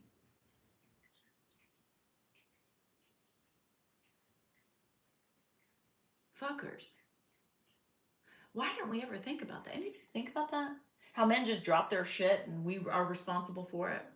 And seriously, some of you have been left. Right? Drop their load. Baby, bye. I'm pregnant. Not by me. Whose is it? Not mine. Mm-hmm. Don't ever call me again. Click. It's life. Right? That's sad. God damn. This counseling shit is opening my brain. It's making me think about things that I just probably want to show. This is why you can't rip the Band-Aids off. That's what she said. She said, Danielle, why are you so afraid to rip off the Band-Aids? I'm like, because what do I do with all this shit? Like there's epiphanies that I have that I don't even want to know because I don't want it filtering into my head. They're safer under the fucking Band-Aid.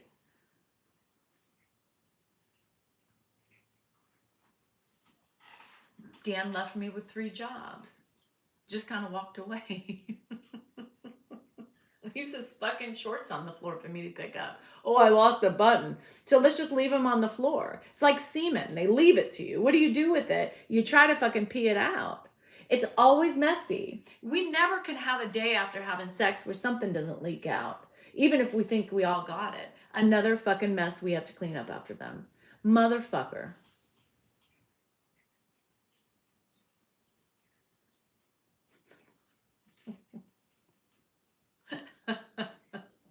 Fuck. Damn it. Mary, right? Yeah, Think about it. that's true. What the fuck? Oh, no. Thank you, men. We love you. Yep, we'll take care of it per usual. Oh yeah, we know, we do it better. Just like the fucking man cold, I mean, they're sick and they're like, I can't do it. I can't do anything. You're gonna have to handle it today, right? Let me tell you something. I told Dan yesterday.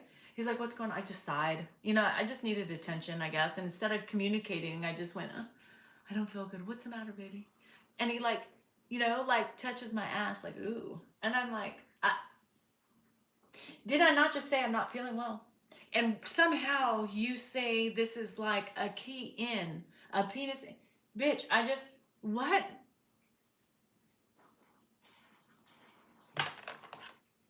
Leaving messes everywhere.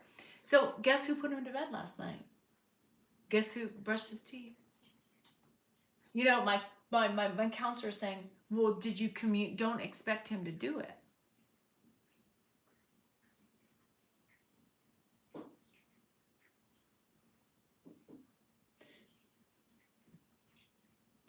I communicated I wasn't feeling well.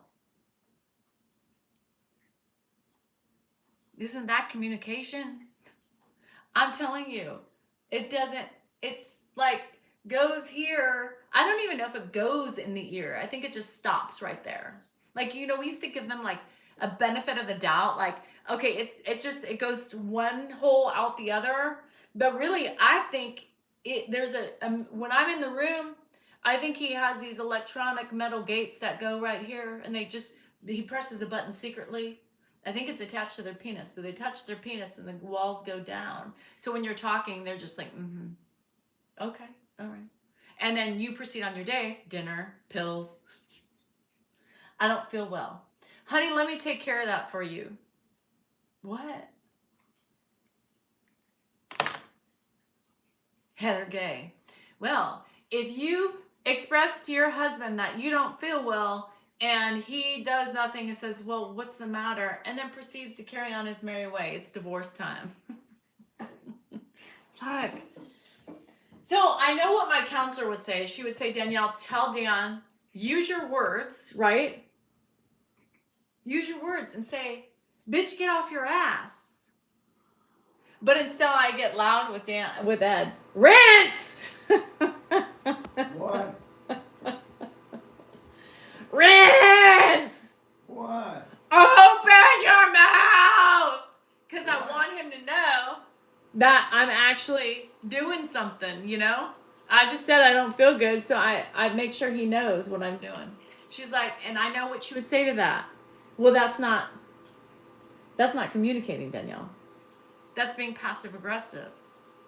I know.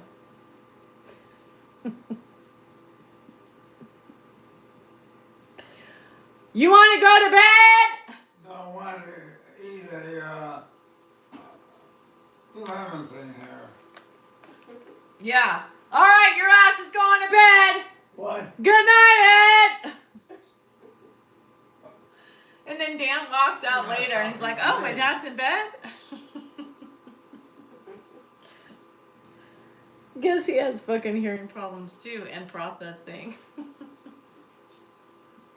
Fuck, I'm more mad at men now. Y'all just drop and go. I mean, that's what they don't realize. Like, and women are really weird about semen, right? Some women I know, like, say, I wear a pad or, you know, whatever. You guys don't realize what we go through.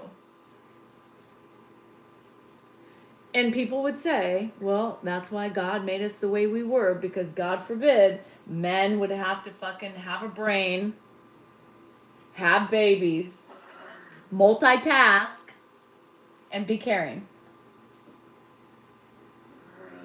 Sorry, guys, love you. Little man, my head, macho. You have all your kids. Did you say, yeah, Maureen? Hey, Brad, welcome in. How big is yours? That's our new thing. Welcome to the club. How big is your penis and what does your vagina look like? No, just kidding. We can't judge a vagina. Well, we can. My children are all 6 feet. Yeah, are you sure they're your kids, Phil? I remember you saying that before, that your kids were over 6 feet. I mean, how sad is that? Hey, Dad! Dad! Dad, you home? Dad! What? Oh! Hi, Dad! What day you calling? Tugging on his shirt. I know, Brad, not all of you. I just not calling her name. But more Oh, than different, none, yeah. more than one or two. Let me tell you, men are you got most of you guys. Or I should say, most of you guys. No, it's most men. Most you just don't see things like we see them. You know, you need to be more compassionate. You need to like I believe you got 9. Well, I'll never see your 9. 9 scares me. 9 is never coming close, touching, or addressing my lower area. Yeah, I don't do 9s. I don't do 3s, 4s, or 7 and above. 7's a decent size, I think. 7's not too small, big enough, you know. I think 7 would be a decent size. I've had a 7. I know you're gonna ask that. I had peen, small peen. I had Dicky Doo, and then I had a 7. The 7 was nice. I haven't had anything bigger than that. I thought 7 was big. Shit.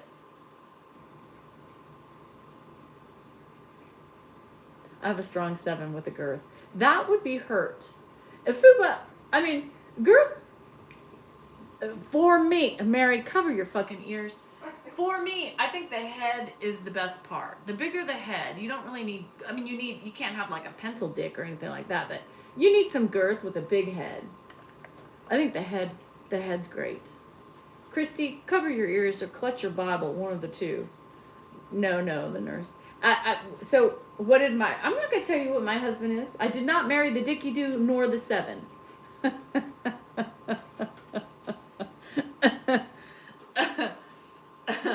You got a big head, Foops. My first was at least a 9. Ouch! For your first one, you didn't run away. I would have been like, bitch, what is that?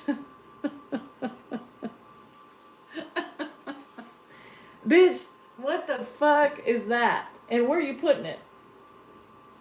No, thank you. It hurt. For your first time? No shit. You don't get de-virginized by a fucking 9. You need like a 4 for your first time. As long as it can fit in at least the tip, that's fine. I told you, my Dicky Doo, the first one, I don't even think the whole tip went in. I think it just was enough of the urethra to touch the opening and then it was out. So, the fupa. Shit. I mean, what do I gotta say? Sorry, yes. You can use your fingers, but that ain't touching my vagina. Or dry humping. Dry humping would have been hot. You could dry hump that. Mary's gonna go. I can't believe I'm talking like this one. Kristen, you missed a lot. Fucking cha-cha. A 9? I mean, way to set the standard. I mean, everybody after that must have been small. We gotta talk about that on Zoom. The fuck? A 9? Welcome to the show, Mary. I know I don't think she's come in this crude before. Yeah, you, Christy. We're talking nasty. So, like a hallway. I know, I'm sure some of you men can bag in some of us women with big holes and shit, but fuck. We have more babies the bigger the hole. It just doesn't go back. The biggest. No shit. Fuck. And now you're probably like, where's that now? I could use your 9 now. No, it's still too big. Never mind.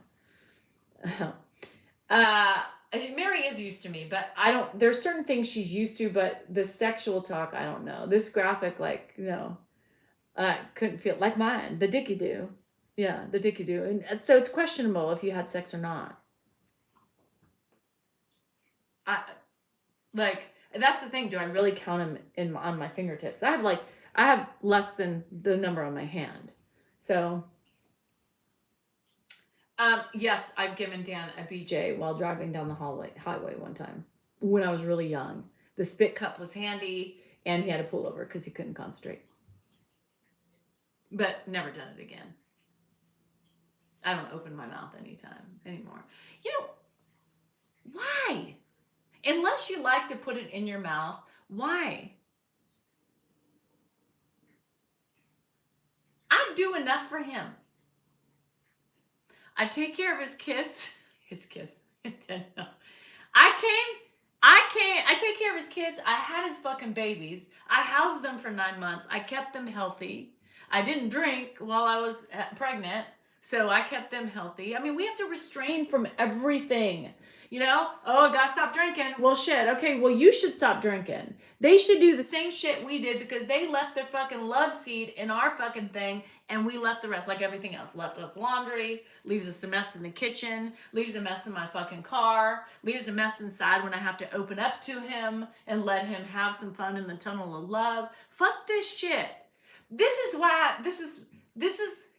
my problem, women, with this new revelation, right? This higher power made us this way because they knew we could handle it, right? But it doesn't mean we are pissed off. We are not happy. We are not happy about this shit. I have a reminder all day after we have sex of shit that you've left me a mess in. Inside mess, outside messes. That shit leaks out for like 24 hours. Squeeze it out. You can do it, but the rest of the day I have to think, oh, here's another one. Thank you, Dan.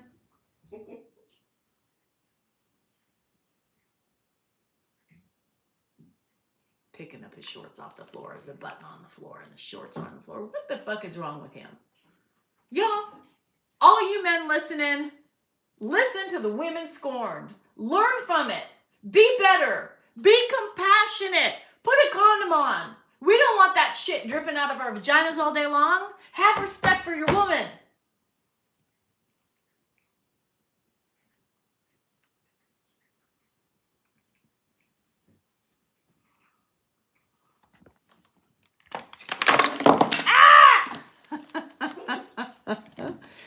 Man, have respect for your woman. Don't pull out unless you got something to put it in. I mean, pull out. What? And pull out on me and make me more of a mess? Fuck that shit. Take your shit and do something with it. Don't give it to us. We don't want it. We're tired of cleaning up your messes. We don't want to fucking pleasure you anymore. We want to pleasure ourselves. No, thank you. I got rose in my pocket. I got balls in my vagina. Benoit balls. You know those things you keep in, you climp in. Fuck, I don't need you. I can fucking have an orgasm just sitting here. Take care of you, boo. Fuck, I'm done.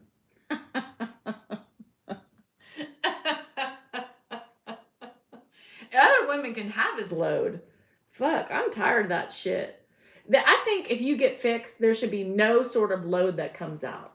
I think we get fixed, right? We get nothing come. We don't have a period anymore. Fucking take your fucking juices and be done with it. We don't need them anymore. I don't want it. Fucking feel like a wet swamp crotch all fucking day. Thank you, Dan. You know? Shit. The rabbit is the bomb. Blowing dust balls. It's poofs of air.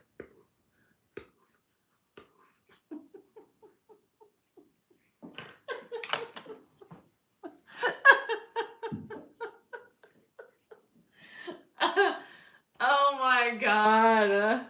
The poof. That could be pleasurable. Imagine at the end and we're almost there, you know, she's almost through the door and then he goes, that little poof of air could really put some intensity and finish us off.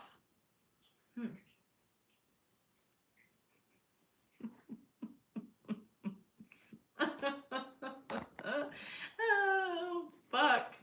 The little poof. Like the silent fart. You know, the vibrations that come from a silent, or just a fart in general sitting, and with the air and the pulsation. Hey, we got a new fucking sex toy right now, women. You're welcome.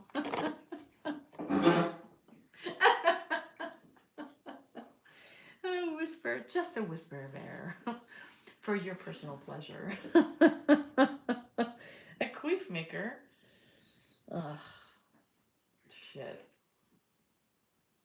I don't even know where to go from here. I don't even know where to go from here. I don't think we can go anywhere from here. Poor Mary. I can't. Somebody's trying to come in the door. Jesus. Here he is. The whisperer. The whisper puffer. 3K. And then we just go up in speeds. The whisper puffer. 5,000. I can't. I don't even understand. We've talked about the pocket pussies, the friends, pocket friends. Yeah.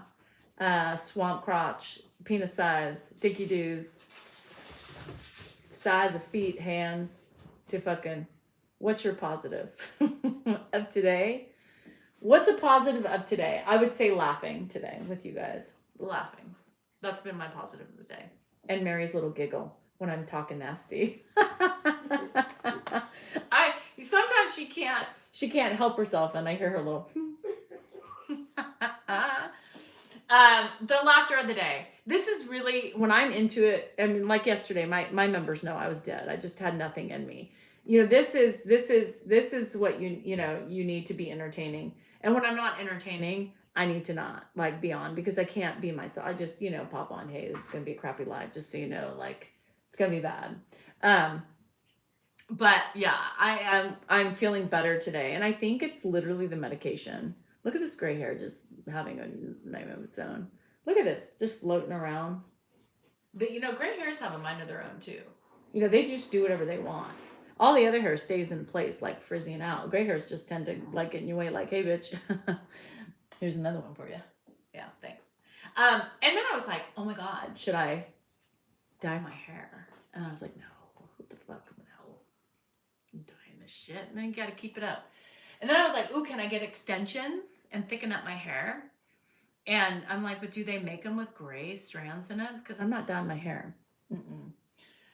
Oh, it just cracked me up. I know. Even Nate was like, Mary with the little laugh in the back. And I think a lot of this has to do with my meds, coming off my meds. So you got to bear with me while I get through the days of the ugly and the bad. And I probably shouldn't have done it all at the same time. But Danielle thinks she's invincible. Bitch, she isn't.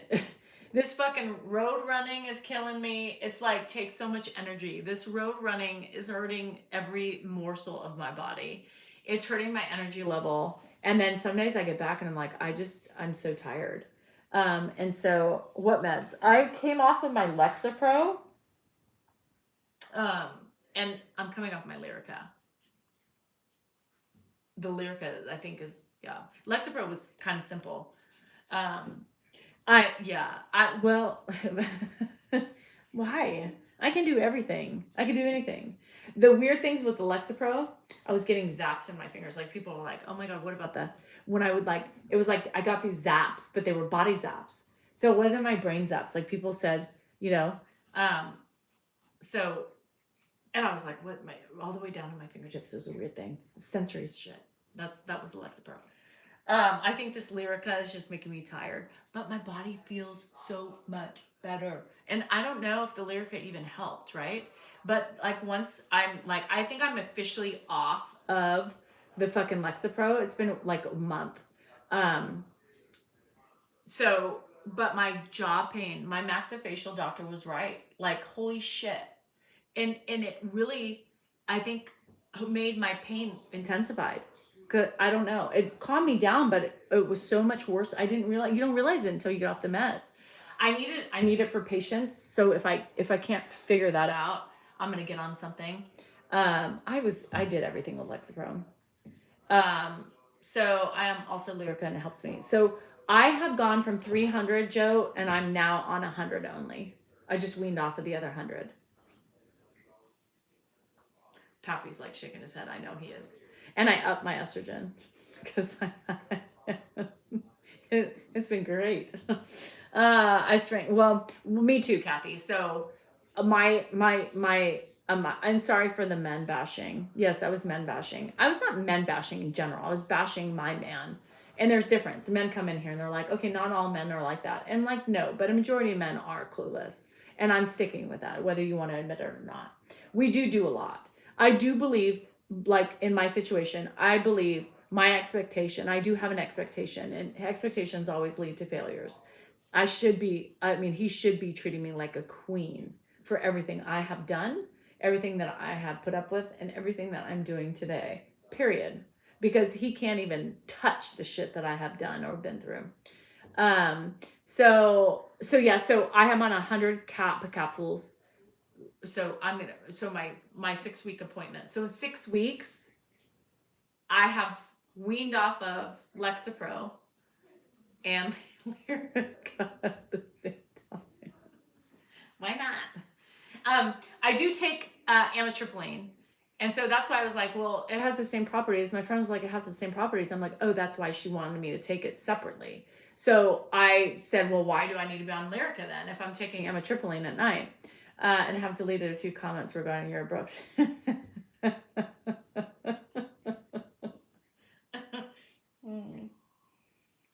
But I don't, like, I feel fine. Like, the only thing I really noticed that's a big difference is my patience. And that was Lexapro. But my body pain has, like, been so much better. Yeah. Yeah, see, I wish I liked the Ganji, but I just can't do the Ganji. So, yeah, I've taken on way too much. I think I've done it. People kept telling me that at first, and it was pissing me off. Like, some of my Zoomies were on me, and I got mad at them for just, I'm like, I know what I'm doing.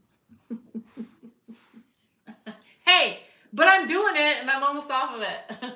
So fuck, leave me alone. You quit smoking cigarettes on one lung? Jeez, Craig. Put a patch on today. Put a patch on. Or do one of those things.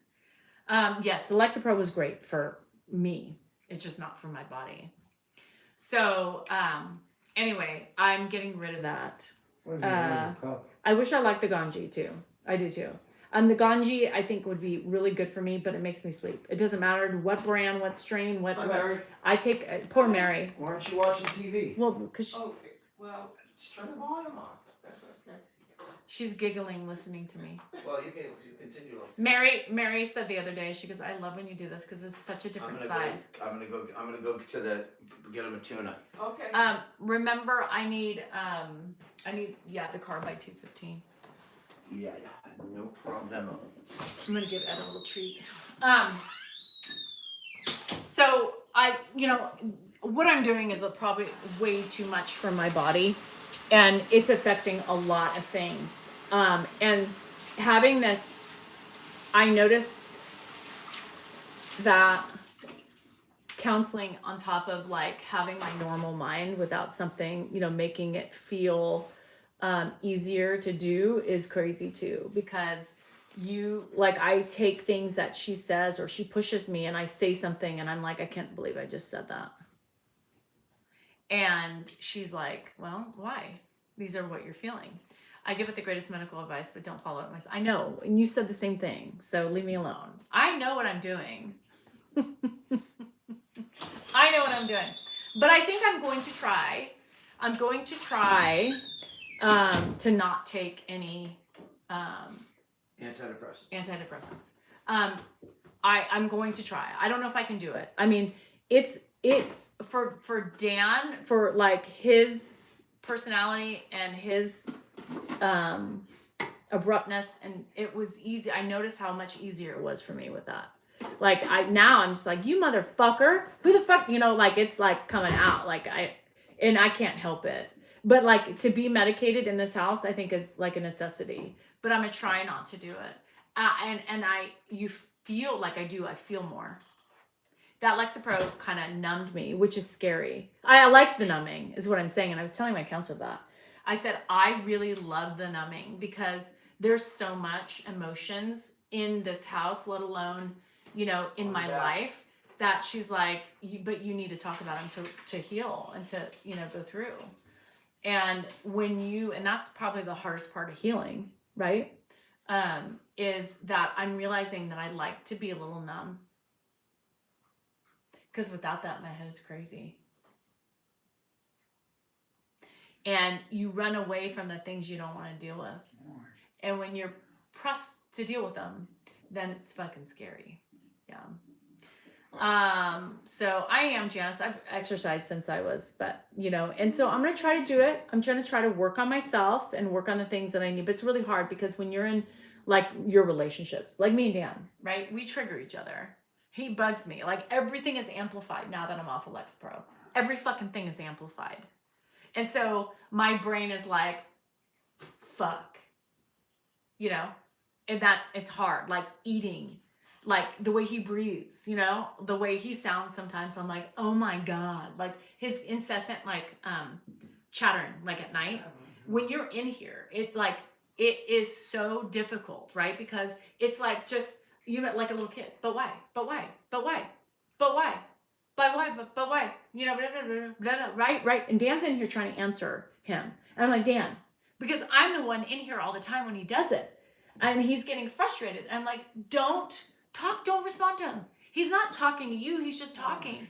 You don't respond. Just let him babble. And I'm like, there's no point. I do this all the time. I don't need you on top of him. Dad, you know? Dad! Don't talk to him. Do your thing. Get the fuck out of my kitchen. And then I'll deal with them. You know, it's the same thing. And that's what happens is that everything is so amplified without the Lexapro. And I miss that Band-Aid because it's just my brain, right? It's the way I react. It's the way that my body tolerates things, right? And the numbness was a little nice. You know, it was just, everything's triggering. Yeah. Everything's triggering. So it's really hard. This is going to be a hard lesson. And I don't know if I can do it. I might break. So I need a Dodger hat. Dan would probably burn it. Dan would probably burn it. Over there? No. It does take, and I really enjoyed it because, and Dan didn't like it, Judy, right?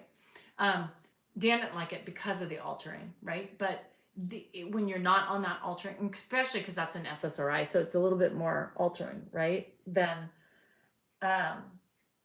because here's the thing, I don't know if I can deal with this.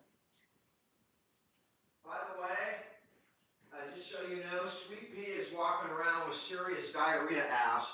I got some wipes and it's, you know, like brown and like she's got some issues. So, and she's gonna leave that all over the house. So every time I took some, you know, she gets meows, but all right. Just when you see it, you know, use the wipes, the medicated wipes, because she's hurt. It hurts her. There you go. I'll be back. No, I'm going in the car. I have so many ailments with my animals, like I don't even know how to deal with it. Coda's still limping because she chases after the cats and slides into fucking the walls and shit. So she's still limping. Baxter, something's wrong with Baxter. I don't know. It's his back legs bothering him. So, you know, but there's something that leads up to the anger, right? I mean, Wallace. Something, you know, when you have anger, there's things that are causing that anger, right? So those medicines help people in different ways, right? People sometimes need those things in order to stay and to feel human, right? Because sometimes that anger is all you have and it's ugly. And if you can't fix the anger, right, it's so much easier just to take a little breath. And sometimes those medications just allow you to breathe, right? I don't know if I can do this. I've been on Lexapro for 2 years. The first alternate, and so I'm gonna see if I can do it, right? I'm gonna see what I can do. This new me is, I don't know if I can handle her. She's a lot, you know? And there's no shame in not taking it, and there's no shame of taking it. You know what I mean?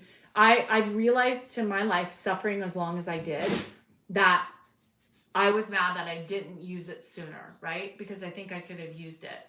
Because when you're off of that medicine, there's so much going on.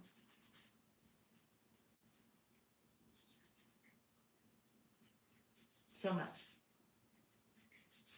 And sometimes it's hard to live with you, right? When you are dealing with so much. So I'm going to try to do it. You know, I'm going to try to do that. I just need to get fully off this medication, both medications. I'll still take the amitriptyline because that helps me sleep. I mean, that shit knocks me out at night. And I don't open I don't have to pry my jaw open, which is wonderful. And so that's what I'm going to do. I'm just going to try to do my best and work through with my counseling and work through me and work through things, you know. She also said she would do counseling with both of us, which would be good eventually. I'm not ready for him yet. I'm not ready for him yet. I told her that. I said, I'm not ready for him yet. She's like, but it's open. So when you're ready, we could do that. I said, wow, you can? And I'm kind of afraid. I don't know. It was a hell of a demon. Yeah. Will you want to go? I think it's online, right? I think he would, but I'm worried because he's very defensive about everything. So I don't know how open he'll be. You know what I mean? And that's what it is. It's you have to open up. Like he said something the other night that really triggered me, and some of you heard it, and I saw some of the comments. But he said, "I'm not sure if you even tell your counselor everything." I said, "What?" Do you guys remember he said that the other night? That pissed me. Coda, stop licking. So Did you do that, Danielle? what's the point of counseling if you don't tell her everything? Because if I want to get better, I tell her everything. Because I'm trying to get better for myself. Yeah, he's like, I just don't think you do. And I was like, that's rude. And I told my counselor, he said that.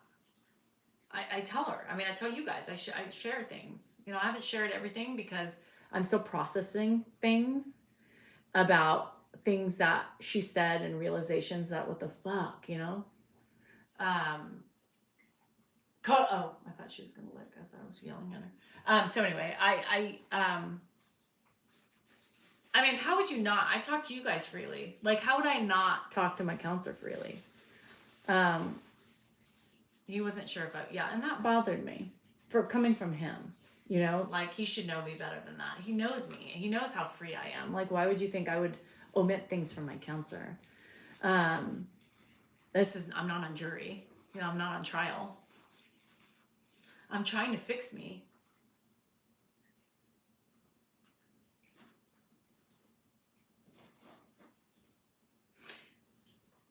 When you're unmedicated,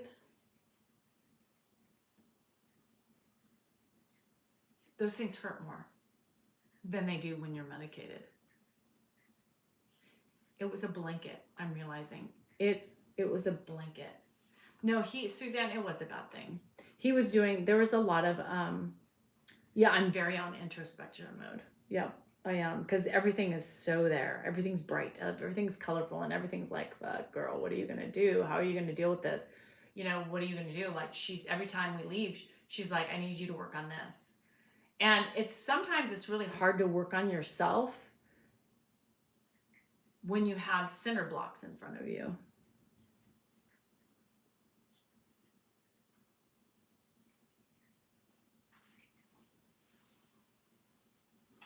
Having this stuff.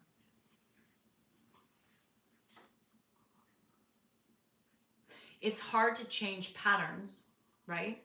It's hard to change patterns just generally, but it's even harder to change them when the other person doesn't see that they also need to change them or put the effort in, right? It's hard. And then you go with your hands up again, you know? And so I'm trying to be as patient as I can, right? Getting off all these meds because I still think some are fucking with me a little bit.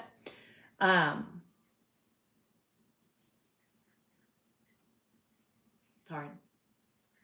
It's hard. My brain's very, very much alive. Very much alive. And you don't realize that what it does after you're off of it and you're like, fuck, that did help.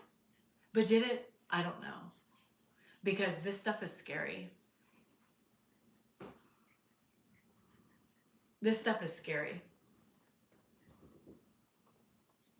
But she opened it. She opened the door, too. She opened the door. My brain is on overload because everything's so bright. My feelings, my sadness, my anger. Yeah. Welcome to the world of what the fuck. It felt so good the last 2 years. Now I have to feel, you know. She's great. She is great. You guys, she is great. I love her, right? I love her. Anyway, okay, I gotta go. It's almost 12 o'clock. I've done nothing. Today's a lazy day. So we have to shower Ed. Not yet, but I was gonna give him a little piece of that. Yeah, I was gonna get just a little snack before lunch because I have this piece of egg. I still want. He liked it last night. I gave him a big ass whooping plate of it last night. And he loved it. So I'm just gonna give him a little treat. What's that, your egg salad? Yeah, my egg bake. I'll give him a little treat, and then he can go, and then we'll what time is it? Almost 12. Maybe right before lunch we'll give him a shower. Okay. He already pooped this morning, so we don't have to worry about that. But he did make it. He was really wet at 11, so he does definitely a shower. All right, guys. Sorry. I want to put this in before. Anyway, so that's my shit. I told you I would take you along my ride, you know? I told you I would, you know, take you along for my ride. Because there's people who are doing the same fucking shit as me, right? Going through it, trying to figure yourself out, trying to get help, and trying to heal. It's healing. That's hard. Fucking hard. I don't know how to heal. And every time I'm like, you know, she tells me you need to do this, and I'm like, I don't know how, you know? I'm the cleaner, I'm the keeper, I'm the everything, and I think it's not, like, people don't realize they put that on you based on their actions, right?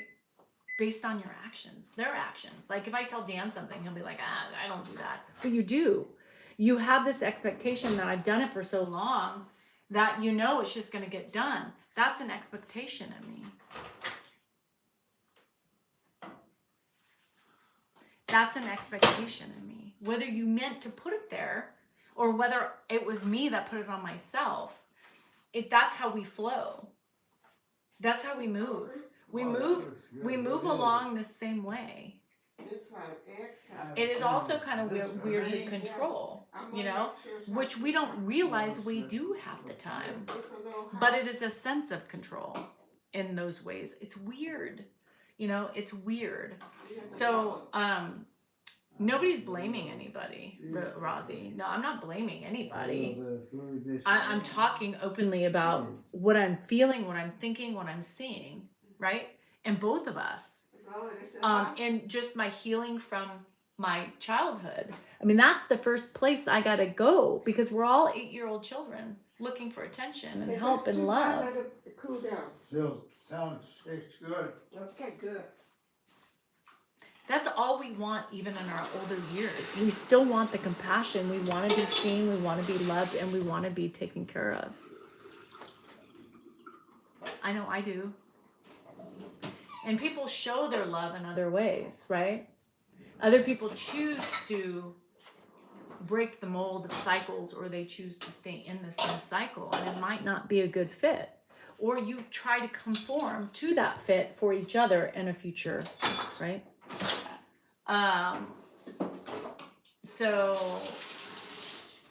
Melissa, yeah.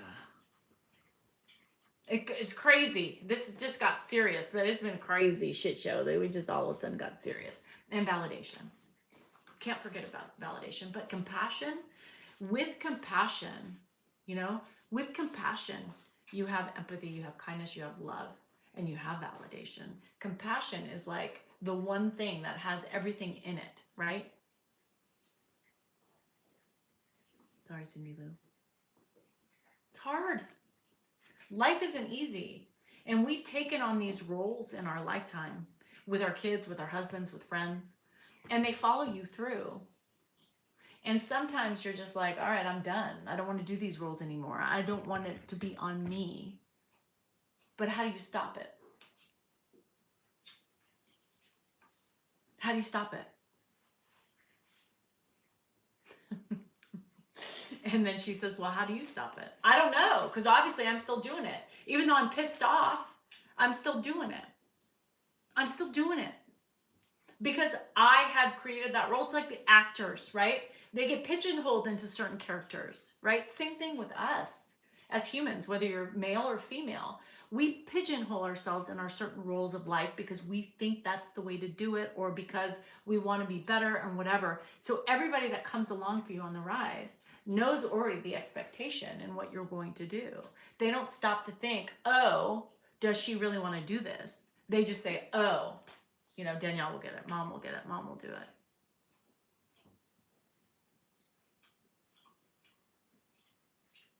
It's hard. But how do you change that? How do you do this for 30 years and then all of a sudden say no? I'm done. I can't do it. I don't know how to do that. Because I say that and I do it anyway. Because that's me.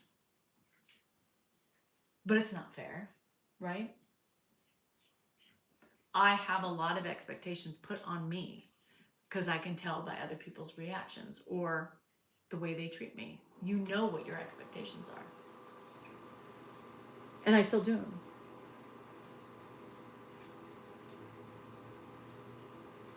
I don't know how to stop it, though. That's the problem.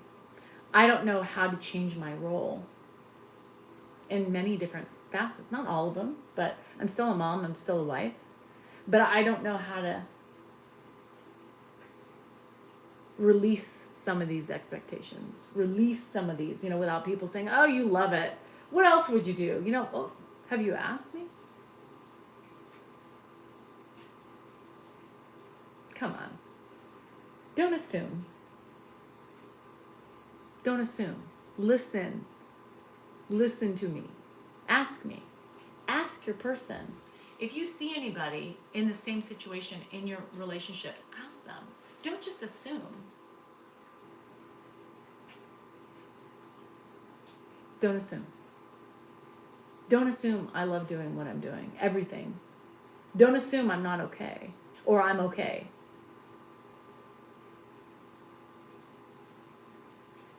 We don't ask enough questions in our relationships. We're not compassionate enough. And then when you think about that, like our parents, some of our parents didn't show compassion because they were so fucked up for their own lives. They were struggling. And does that make them bad parents?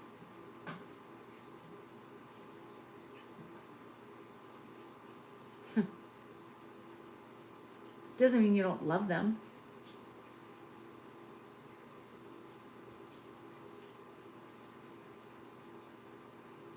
Fuck, it's some deep shit.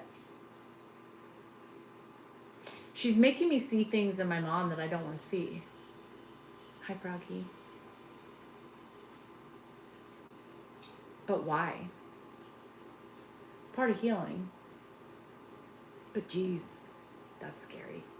I don't like to see these things. But we're not in our prime all the time. We're not perfect. We fuck up. And probably for years, there could be times where our kids could say we were bad parents. I'm sure. Everybody grows up differently in the same house, I have my own interpretation. Dan has his. The kids are all different. Their views on parenting are completely different. And they lived upstairs together. It's crazy. This is my head. This is my fucking head. I can't calm it down. And then she says stuff to me and then I'm focused on it and I can't get over it because I'm over analyzing everything and I overanalyze everything. That Alexa Bro helped with that too. We are creatures of habit. I made my own role, right? We make our own roles and now later in life we're pissed off at our roles and pissed off at the people because we're like, well, it's expected. It's not expected. Well, because I've done it for so many years, you just automatically expect it. It is a form of expectation because I'm going to do it. But you got to stop thinking about that. I can't do everything. I mean, I am a person like, there was something and I forgot to do it and he's like, what the fuck? I'm like, dude, help. Shit.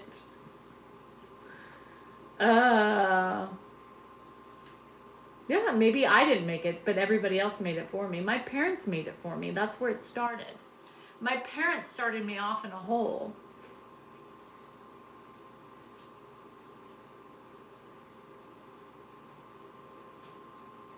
And I took on the role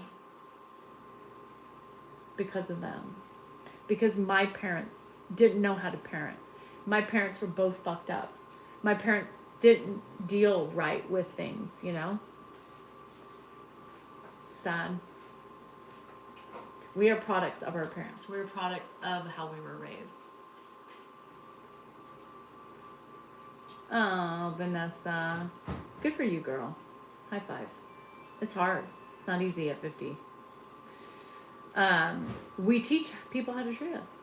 I've allowed people to treat me this way. And now I'm just like, whoa, back the fuck up. It's a lot. Yeah, Vanessa, it's a lot.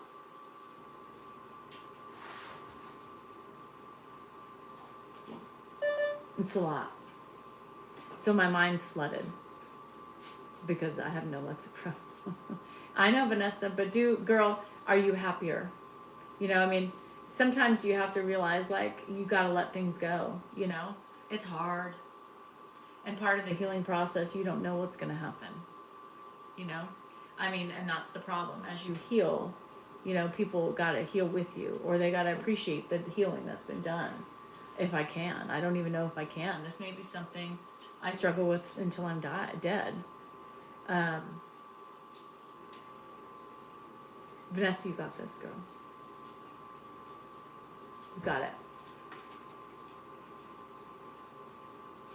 Anyway. Deep breath in, deep breath out. And that's what I have to remind myself to do sometimes. Is breathe. I'll get through it. Breathe. Fuck Lexapro. Lexapro got me through some really difficult times. I'll give her that. But I told her, I could cry. And then I cry more now. Dan's like looking at me like, sometimes I'll be like, ugh, it's the alcohol. Fuck the alcohol. I cry without the fucking alcohol. Shit. But I said to her, I like being numb. Oh, Vanessa, girl. It's like when it rains, it fucking pours, does it not? It's like one thing after another. You can't catch a break. I'm sorry. It's a lot to handle. I like being numb. These emotions are insane. It's hard to deal with. It hurts my head. I know, Vanessa, but you know, sometimes, I'm gonna tell you a secret. Food. Sometimes they get you through a difficult time. Okay. And the meds really helped me at a time that I thought I was breaking. Because my son, COVID, I mean, fucked everything up. And I walked away from politics. It was really ugly. I mean, politics still ugly, but it was like peak during COVID, you know. I had to walk away from, you know, CrossFit, and I was enjoying that because of the people on the ground. You know, you start letting things go, you know? Like, why am I holding on to this? Why am I doing this? Hi, Erin. I don't know. Oh, Christy. And that's what happens when we get old. Christy, Vanessa. We fucking wake up to some things, let go of others, and then we're plagued with sandwiching, you know, taking care of our parents or our kids or whatever needs help. I mean, I don't think there's ever a fucking escape. I think, you know, and the good thing is that we should never stop learning. You should always be working on yourself until the day you die or until you lose your brain. I don't know. But like evolving, that's part of evolving. Evolving is learning and trying to be a better human, trying to heal the scars that we have, heal those wounds that we still have covered up. Lexapro was just one big Band-Aid that kept me kind of like I could handle everything. Fuck that shit. Between the grandbabies and grandma, I'm gonna lose my mind. I get it, Vanessa. I get it, girl. Have you ever had Sauvignon Blanc? You gotta have some sort of outlet, you know? I mean, and it doesn't have to be alcohol. I'm not promoting that, but I kind of like the Band-Aids sometimes. Fuck. And I just wasn't in the mood for any alcohol yesterday. I was just like, ugh, nothing sounds good. Which is a rarity because you know I'm always ready to go, but it just wasn't for me yesterday. My mind was just like, no, we're gonna let it wash and let it full and let it. I have something, gotta have something to look forward to, and everybody's gotta have something to look forward to, especially at the end of the day. And if it's a Sauvignon Blanc, if it's a hot tea, if it's a shot of whiskey, by Chantal, if it's a book, or listening to music, that's what you need to do. And I've been doing that. I've been listening to Audible books lately. Get you an Audible book. They're great. It's another distraction. And while you're doing chores and in between of running around, put that on. Release into somebody else's shit, I'm telling you, it helps. And Sauvignon Blanc. I love the Blanc, so I am a Blanc drinker. I even bought beer the other day. I was craving beer. I haven't even opened the fucking case. Dan doesn't like the beer that I get. I get like an IPA. I get the IPAs. You read my There You Have It. Thank you, Kathy. Yeah, we're gonna have another book, a grief book coming out. And then I want to do a book on this shit. Anxiety, life. Having to cope through the highs and the lows. I don't know. It's a lot going on. Healing. How important it is for us to evolve every fucking day. Grow from everything. Just stop looking at rejection and as negative. Look at it and be like, I got this, bitch. You learn from that shit. And sometimes it's hard, but we gotta just do it. I'm learning trying to break old habits is so hard. But as long as you're trying, this never ending honey blossom. I think it's gonna go on forever until I die. Yay, Vanessa, I love it. The death book is important because as you see, you're around people who are dying, right? It's just important for your kids and your future to have that. Yeah, I don't know. Angel, I can't go to the casino. I have an appointment with my maxillofacial doctor today. So tonight, if we do a live, I will have just had my shots, my trigger point shots in my face and my neck. Yeah. So I should feel much better about myself. Well, until the Botox. Botox will really help me. It'll lift this shit up. She's going to do it. She does it straight across my forehead.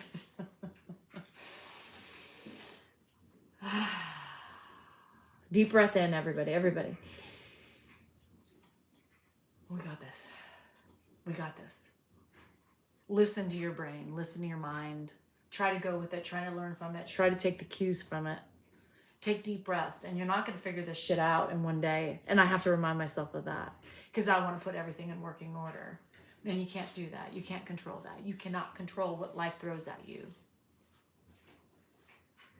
You can only control what you can do. Remember that. I try to remind myself of that every day because you know what? I forget about that. Thanks, Kristen. Remember, you are responsible for yourself, nobody else. Deep breaths. We got this. Focus on you. Don't focus on the other shit that you can't control. You can't control cancer. You can't control anti-inflammatory issues. You can't control headaches, fibromyalgia, any of that stuff. What you can do is work to balance it out. Figure it out. If you got cancer, fight this fucking battle. Or don't. Fight it. I got this, bitch. I hate the feeling of being out of control, but we can't control everything. And most of us live in that desire to have everything perfect, and it's not. Yeah, fucking fibromyalgia can come fucking kiss my big dirty ass. You know what I mean? So, yeah, fuck your pulmonary fibrosis. You got this. Grab it by the fucking balls and say, you know what, bitch? Not today. Today, I'm going to try to smile. Today, I'm going to try to laugh. And today, I'm going to find something that makes me happy.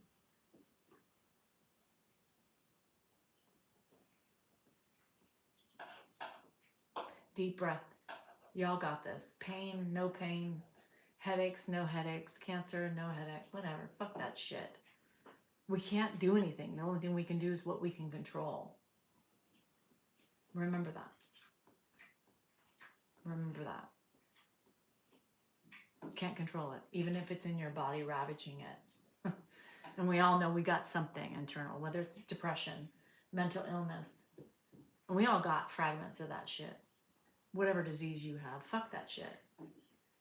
You can't control it. It's in you. We've got to learn ways to deal and to cope and to balance our life out in our heads.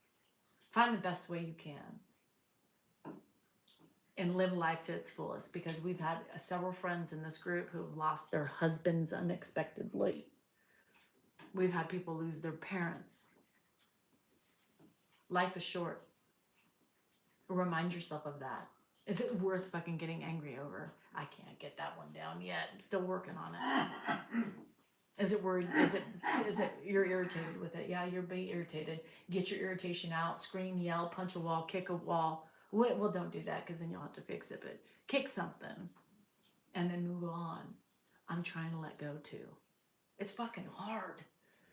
I've been pre-programmed and trained to be a certain type of a person. And here I am being miserable because nobody sees me screaming.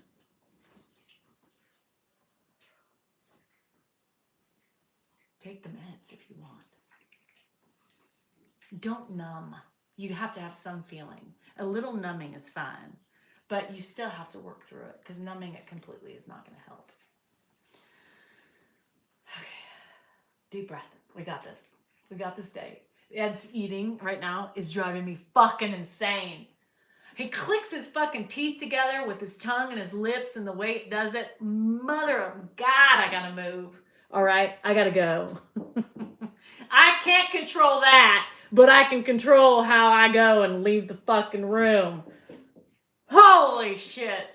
Anyway, okay, I gotta go. Love you, bye.